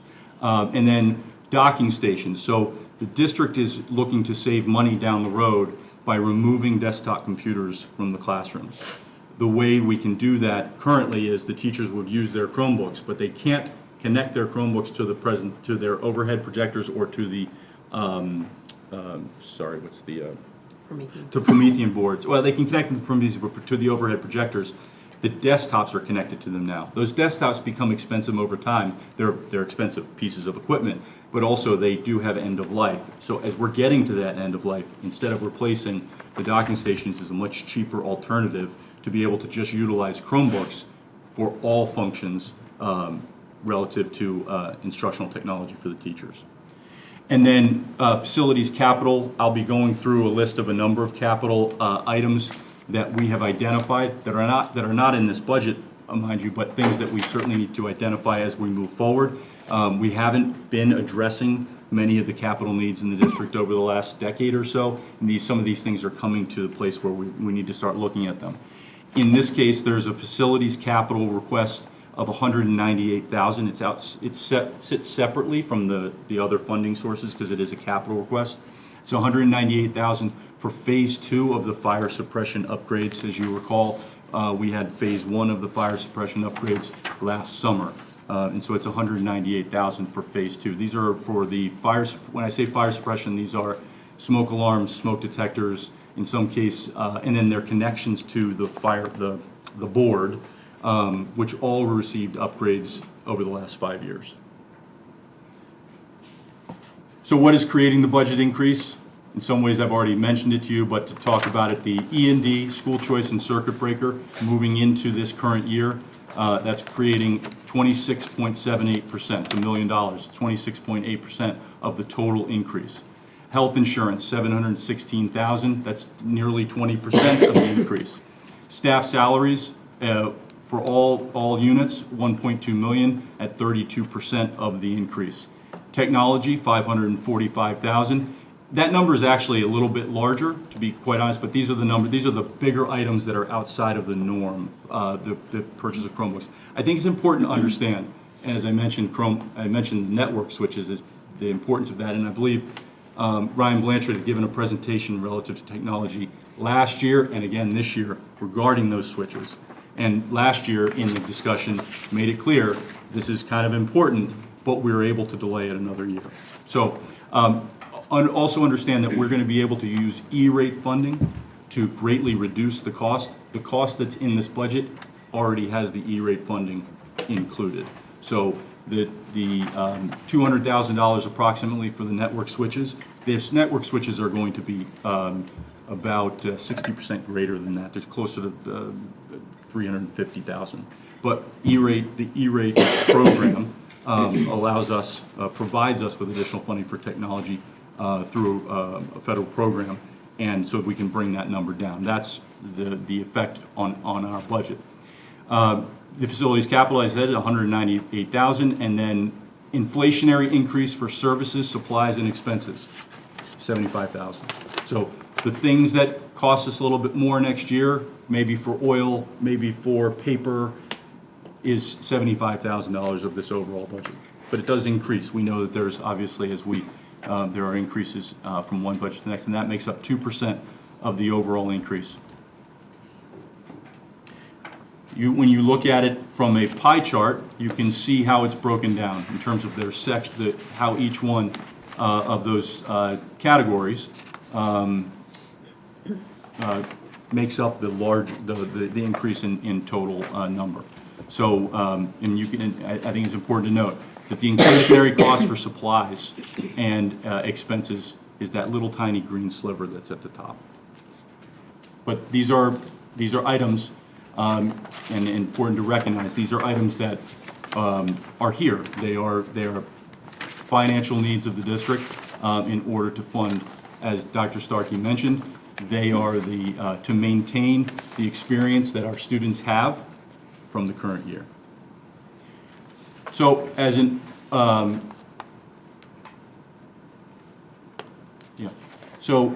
I mentioned before, I'm sorry. So how does that affect our general fund? As I mentioned to you, the general fund is the fund that is the combination of the money that is required from the state, that comes from the state in the form of Chapter 70.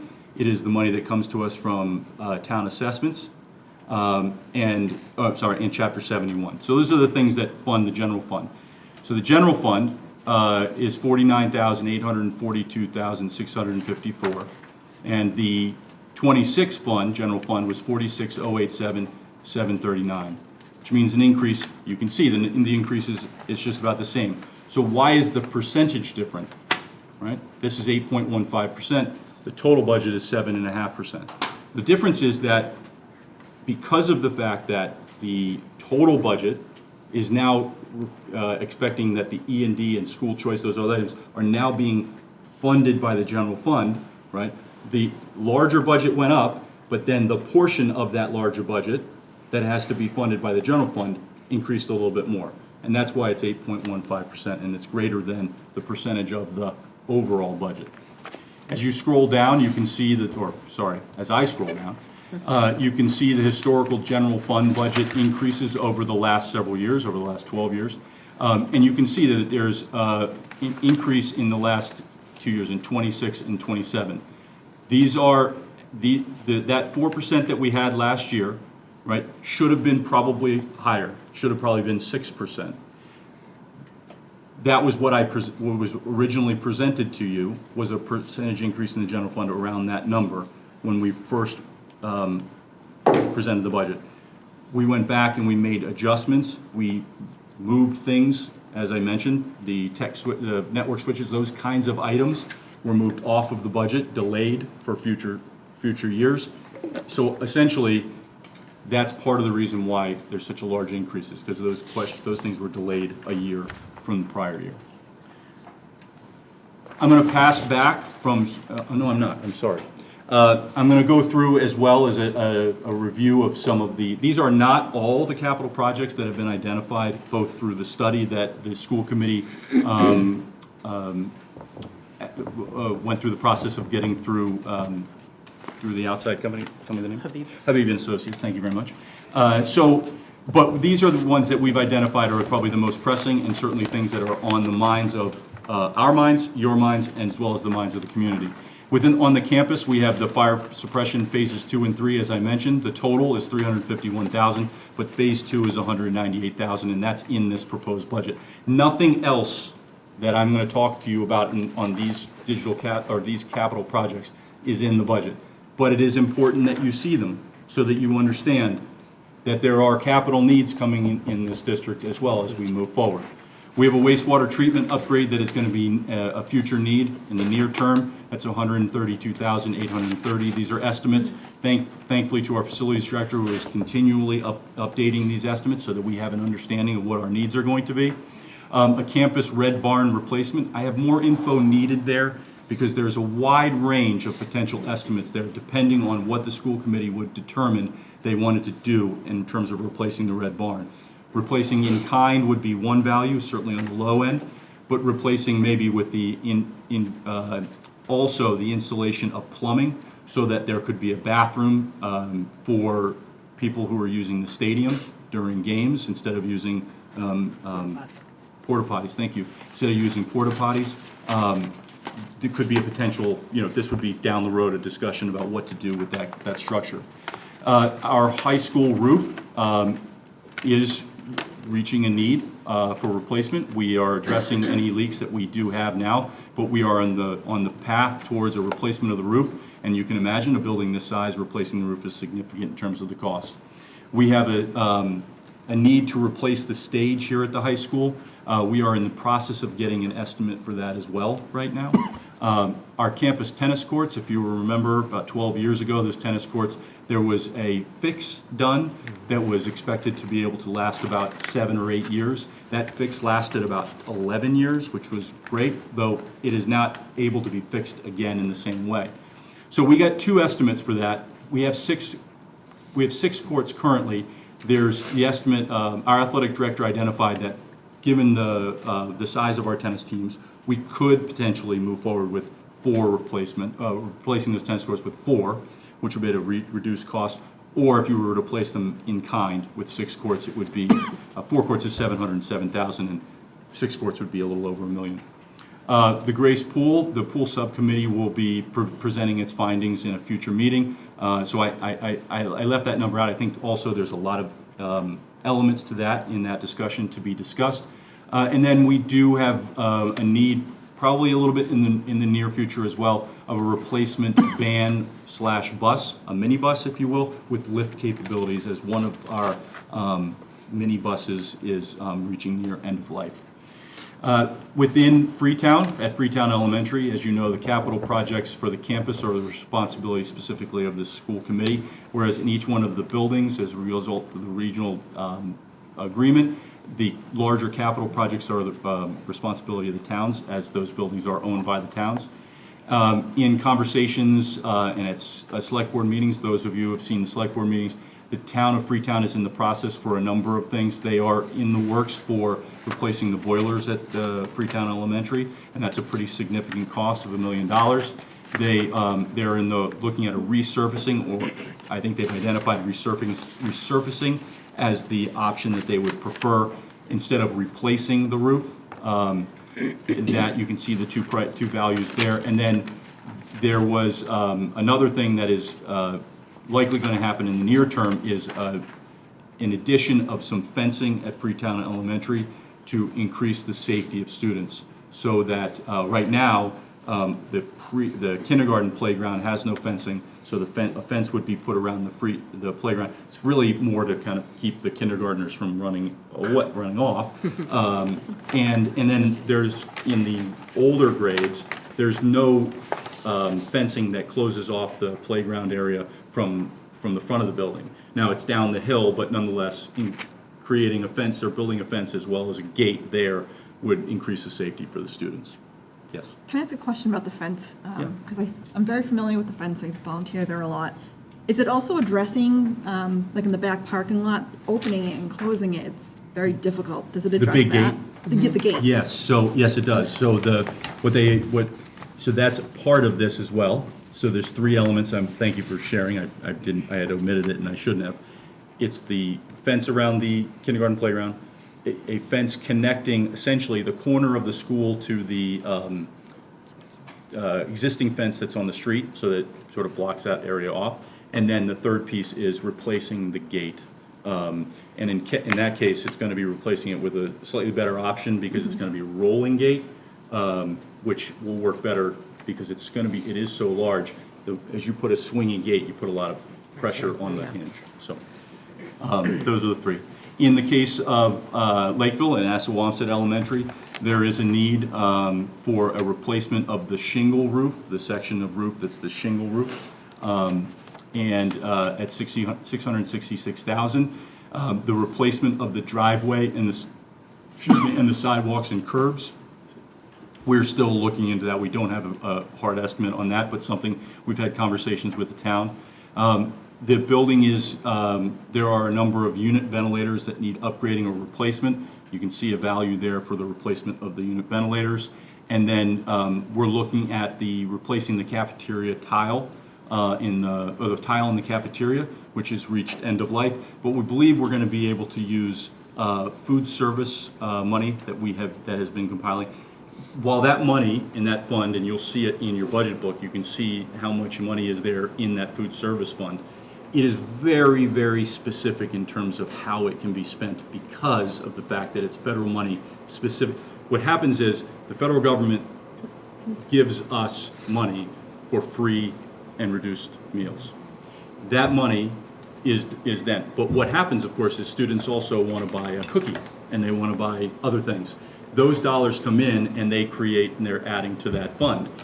Even though that's money, like essentially revenue from students, the federal government is saying you wouldn't have that revenue if we didn't give you the federal funding to begin with. So you can't just use it for anything. So for example, if we wanted to use it to pay part of our custodial salaries for cleaning the cafeteria and the servery and so forth, we can do that, but they have specific methods that you have to use. You have to use the percentage of the custodian's salary has to equal the percentage of the square footage of the cafeteria and servery of the whole relative to the whole building. So these are things that you do, and this would be something that would be a capital project that money potentially could be used for that we're looking into. So it would be at no cost to Lakeville and certainly no cost to the school district. Well, no cost to the general fund. So as I mentioned, our recommended budget is $53,619,217.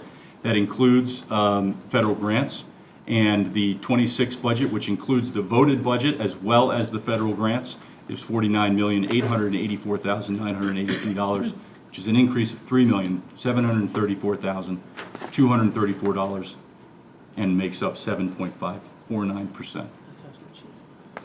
Thank you very much. You'll notice that your section 2, I believe it is your assessment sheet. It's empty. There's a reason why the assessment sheets have not been provided to you. We are doing this a full several weeks prior to us receiving the numbers that we would need in order to be able to complete the assessment sheet. Not only this Chapter 70 money, or number that we would expect to put in, at least we would take the governor's budget and put that number in first. That number varies as you go through the spring. But also the minimum contribution numbers from prior years. If you will recall, last year in the assessment sheet, as a result of the change in that minimum contribution, we saw an increase to Lakeville's budget of $750,000, and we saw a reduction in the request to the town of Freetown of $5,000 from the prior year.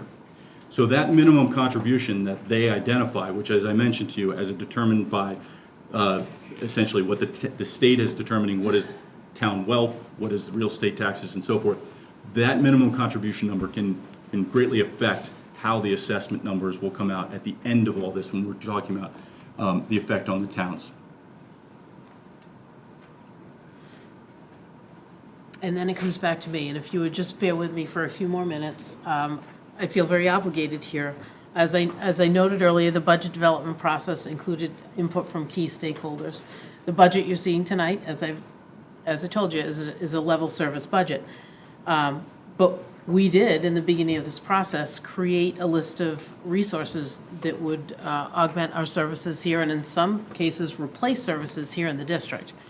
And after taking a good hard look at that list, we pared it down to 10 things I really wanted to share with you tonight, because they are not reflected in the budget, but they are district needs. And they are things that over the coming years, you're going to hear us talk about.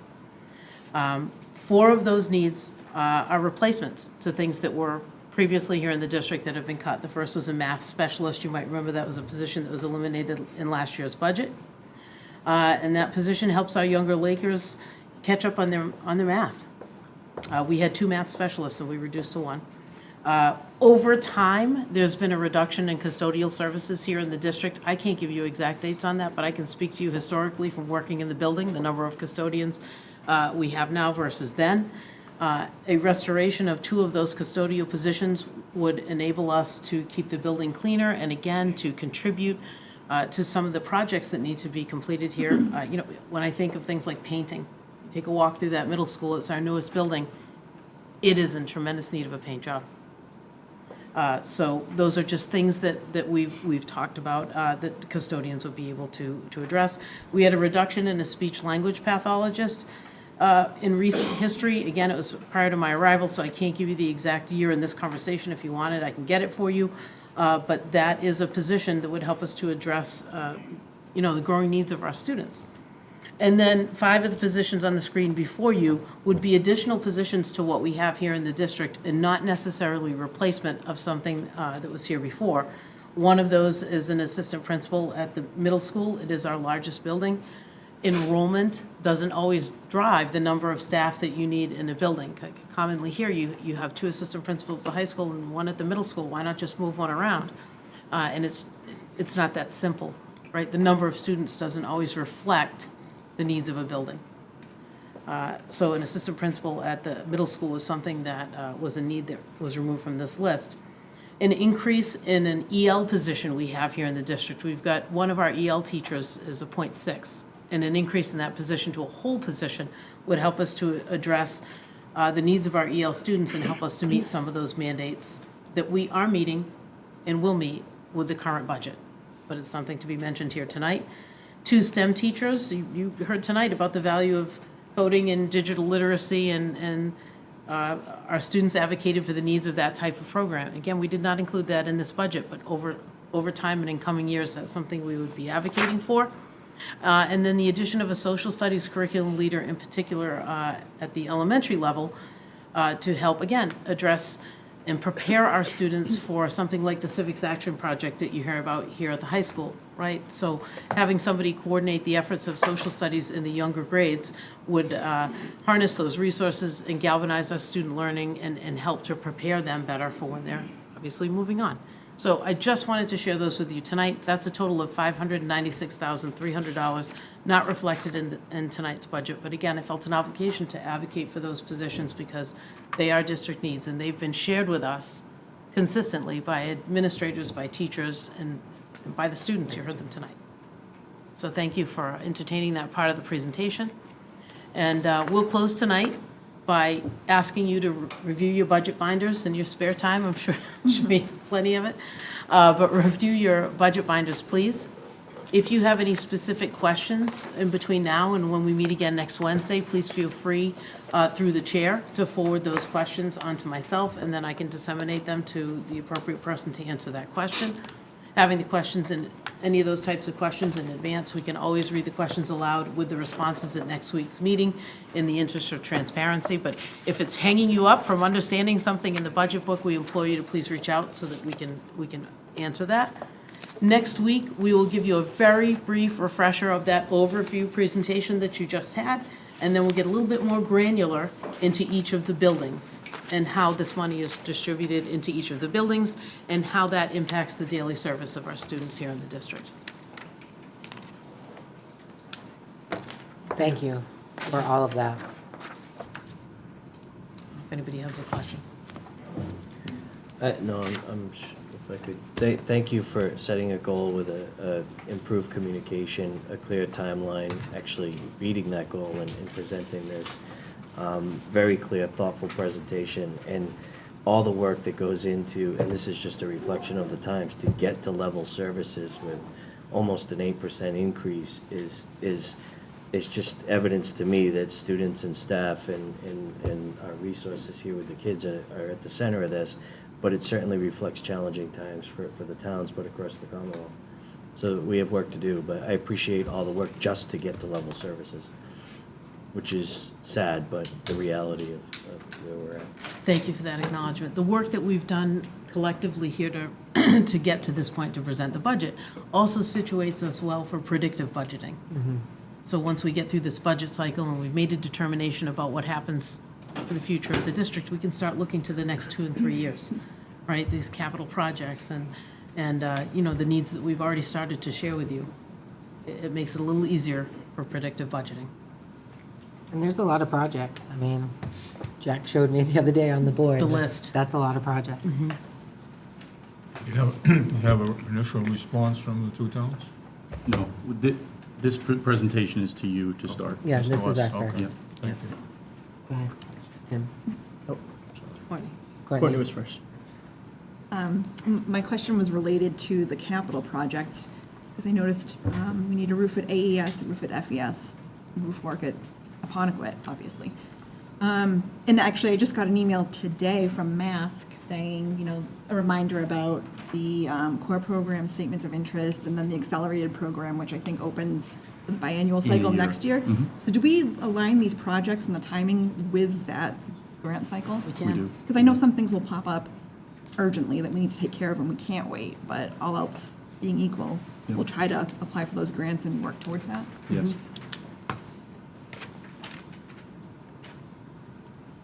Tim. My question was about the proposed items not included in the budget. There's a line item for the assistant principal at the middle school. There is already a slated position in our 26 budget for that, correct? So did we cut that in the We proposed have one budget? assistant, we have one assistant principal at FLMS. Mhm. This would be an addition. Oh, okay, got it. Thank you. I wasn't. Okay. Any other questions? Thank you. And with that, I think. Yeah, I got one more item. One more item. You will also be asked to vote to adjust the mileage rate. We have reached the new year, and the IRS has identified the new mileage rate at 72.5 cents per mile, up from 70 cents per mile. As you recall, last year we voted, or you voted, to align it with 70 cents a mile, as it had not been voted on in multiple years, is my understanding. So what I'm actually suggesting that is done is that there's a vote, not necessarily, you have two choices. You could vote to just make it 72.5 cents, and we can do it again next January. There's also an opportunity to just align it with the IRS, which changes it each year.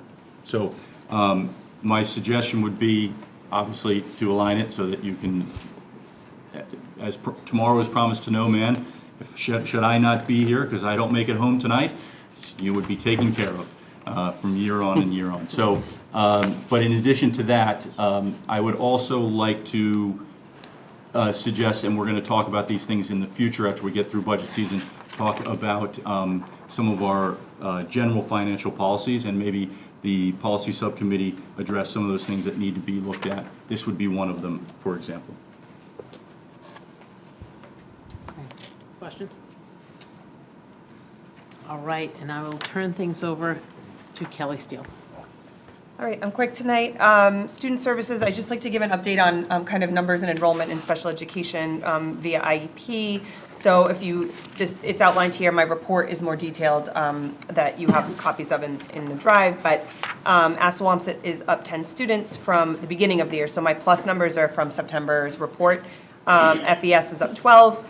Those are the schools I always anticipate to go higher because they are our youngest students. And then FES is up 1, FLMS the same. The high school I usually anticipate, we usually decline at the high school. Kids don't qualify, that's a typical decline. And then out of district, I had a student move out of state, so I am down 1 student in out of district for a total of plus 17 from September to now, which gives us 539 students serviced by IEP.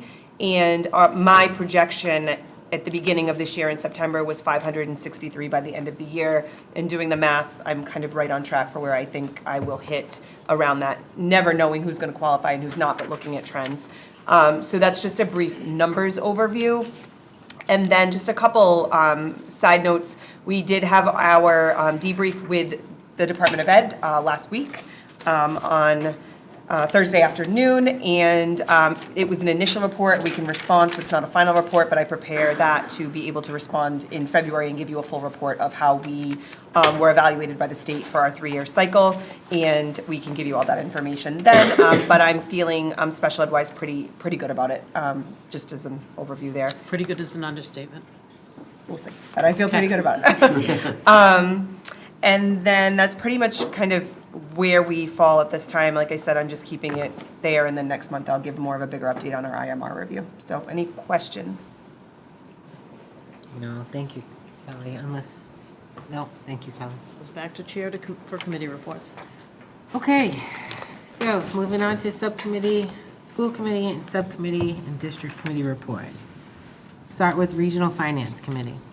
Mr. Higgins already gave my update. We have a meeting January 29th. Great job. Intern Superintendent's Evaluation Committee. We have a meeting next week to review evidence for, as we move to the summative phase of the evaluation. Thank you. Wellness Committee, we don't have anything, but it has been brought to my attention. Tim, we're going to have to get together on this and get some dates together so that we can have a meeting for the Wellness Committee. So that is up and coming. Policy Committee. No updates at this time. Capital Committee. No updates. Okay. How about the Pool Subcommittee? Just a quick update. I appreciate your understanding in moving the presentation that was on the agenda to potentially next week or a later date. We are working on a couple of final pieces to bring back good and concrete information. But I appreciate everyone's effort on the subcommittee, the collaboration, especially in the recent meetings we've had, which have been more frequent. I just appreciate everybody's presence and their diligence in the work that we're doing. So stay tuned, but we're looking to have a full presentation or an initial presentation to the full school committee in the very near term. Thank you, Tim. Okay, moving on to discussion items. Do we have anything that comes before the committee? Seeing nothing? It's my favorite part, action items. This is where you guys fire off at me faster than I can say it. Okay, slow and steady. I will entertain a motion to vote to approve the ARHS 2026-2027 Program of Studies. So moved. Second. Okay, hearing a motion and a second. All in favor say aye. Aye. Any opposed? Oh, any discussion, sorry. No discussion. Okay. All in favor say aye. Aye. Any opposed? Any abstentions? Seeing none, motion passes. Moving on to, I will entertain a vote to declare ARHS athletic and present it as surplus. So moved. Second. Hearing a motion and a second, any discussion? Seeing none, all in favor say aye. Aye. Aye. Any opposed? Any abstentions? Hearing none, motion passes. I will entertain a vote to declare FMLS physical education equipment as presented as surplus. So moved. Second. Hearing a motion and a second, any discussion? Yeah, you might want to contact Reedy's Archery and see if they would like them to maybe renovate them and give them out to kids or something like that. We will be sure to do that. Thank you. I have some contacts for Reedy's, by the way. Me too. Okay, any discussion? Okay, all in favor say aye. Aye. Aye. Any abstentions? Any opposition? Hearing none. Motion passes. I will entertain a vote to align the LFRSD mileage reimbursement rate with the IRS rate. So moved. Second. Hearing a motion and a second. Any discussion? Seeing none, all in favor say aye. Aye. Aye. Any opposed? Any abstentions? Hearing none, motion passes. I'll entertain a motion to approve payroll vendor warrants from 12/10/2025 to 12/12/23/2025. So moved. Second. Hearing a motion and a second. Any discussion? Seeing none, all in favor say aye. Aye. Aye. Any opposed? Any abstentions? Hearing none, motion passes. Next, I will, forgot my word. Entertain I'm tired, this is night 3 of long meetings. I'll entertain a vote to approve regular session minutes from 11/12/25 and 12/10/2025. So moved. Second. Okay, hearing a motion and a second. Any discussion? My only discussion would be, I think they're missing the list of exhibits. Okay.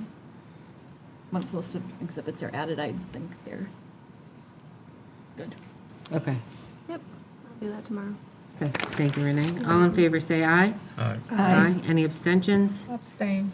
I'll abstain because I don't think I was here for both of those. Okay. Any opposed? Hearing none, motion passes. Last but not least, I will entertain a motion to approve executive session minutes from 11/12/2025 and 12/10/2025. So moved. Second. Hearing a motion and a second, any discussion? I believe I missed one of those, so we You would have to did. separate that. Or just, Okay, so let's do this. Let's first entertain a motion to approve or executive. just abstain, I guess. Go ahead. Okay.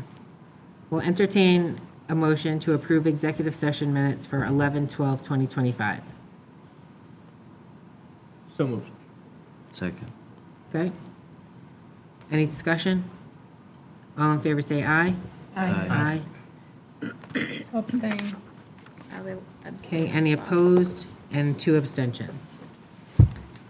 Okay, now we will entertain a vote to approve executive session minutes from 12/10/2025. So moved. Second. Okay, hearing a motion and a second, any discussion on those, on that? Seeing none, all in favor say aye. Aye. Any opposed? Abstain. Any abstentions? Carolina and Steve. Okay, that being said, it is now 8:07. Motion to adjourn. So moved. Motion passes. All in favor say aye. Aye. Aye. Motion passes.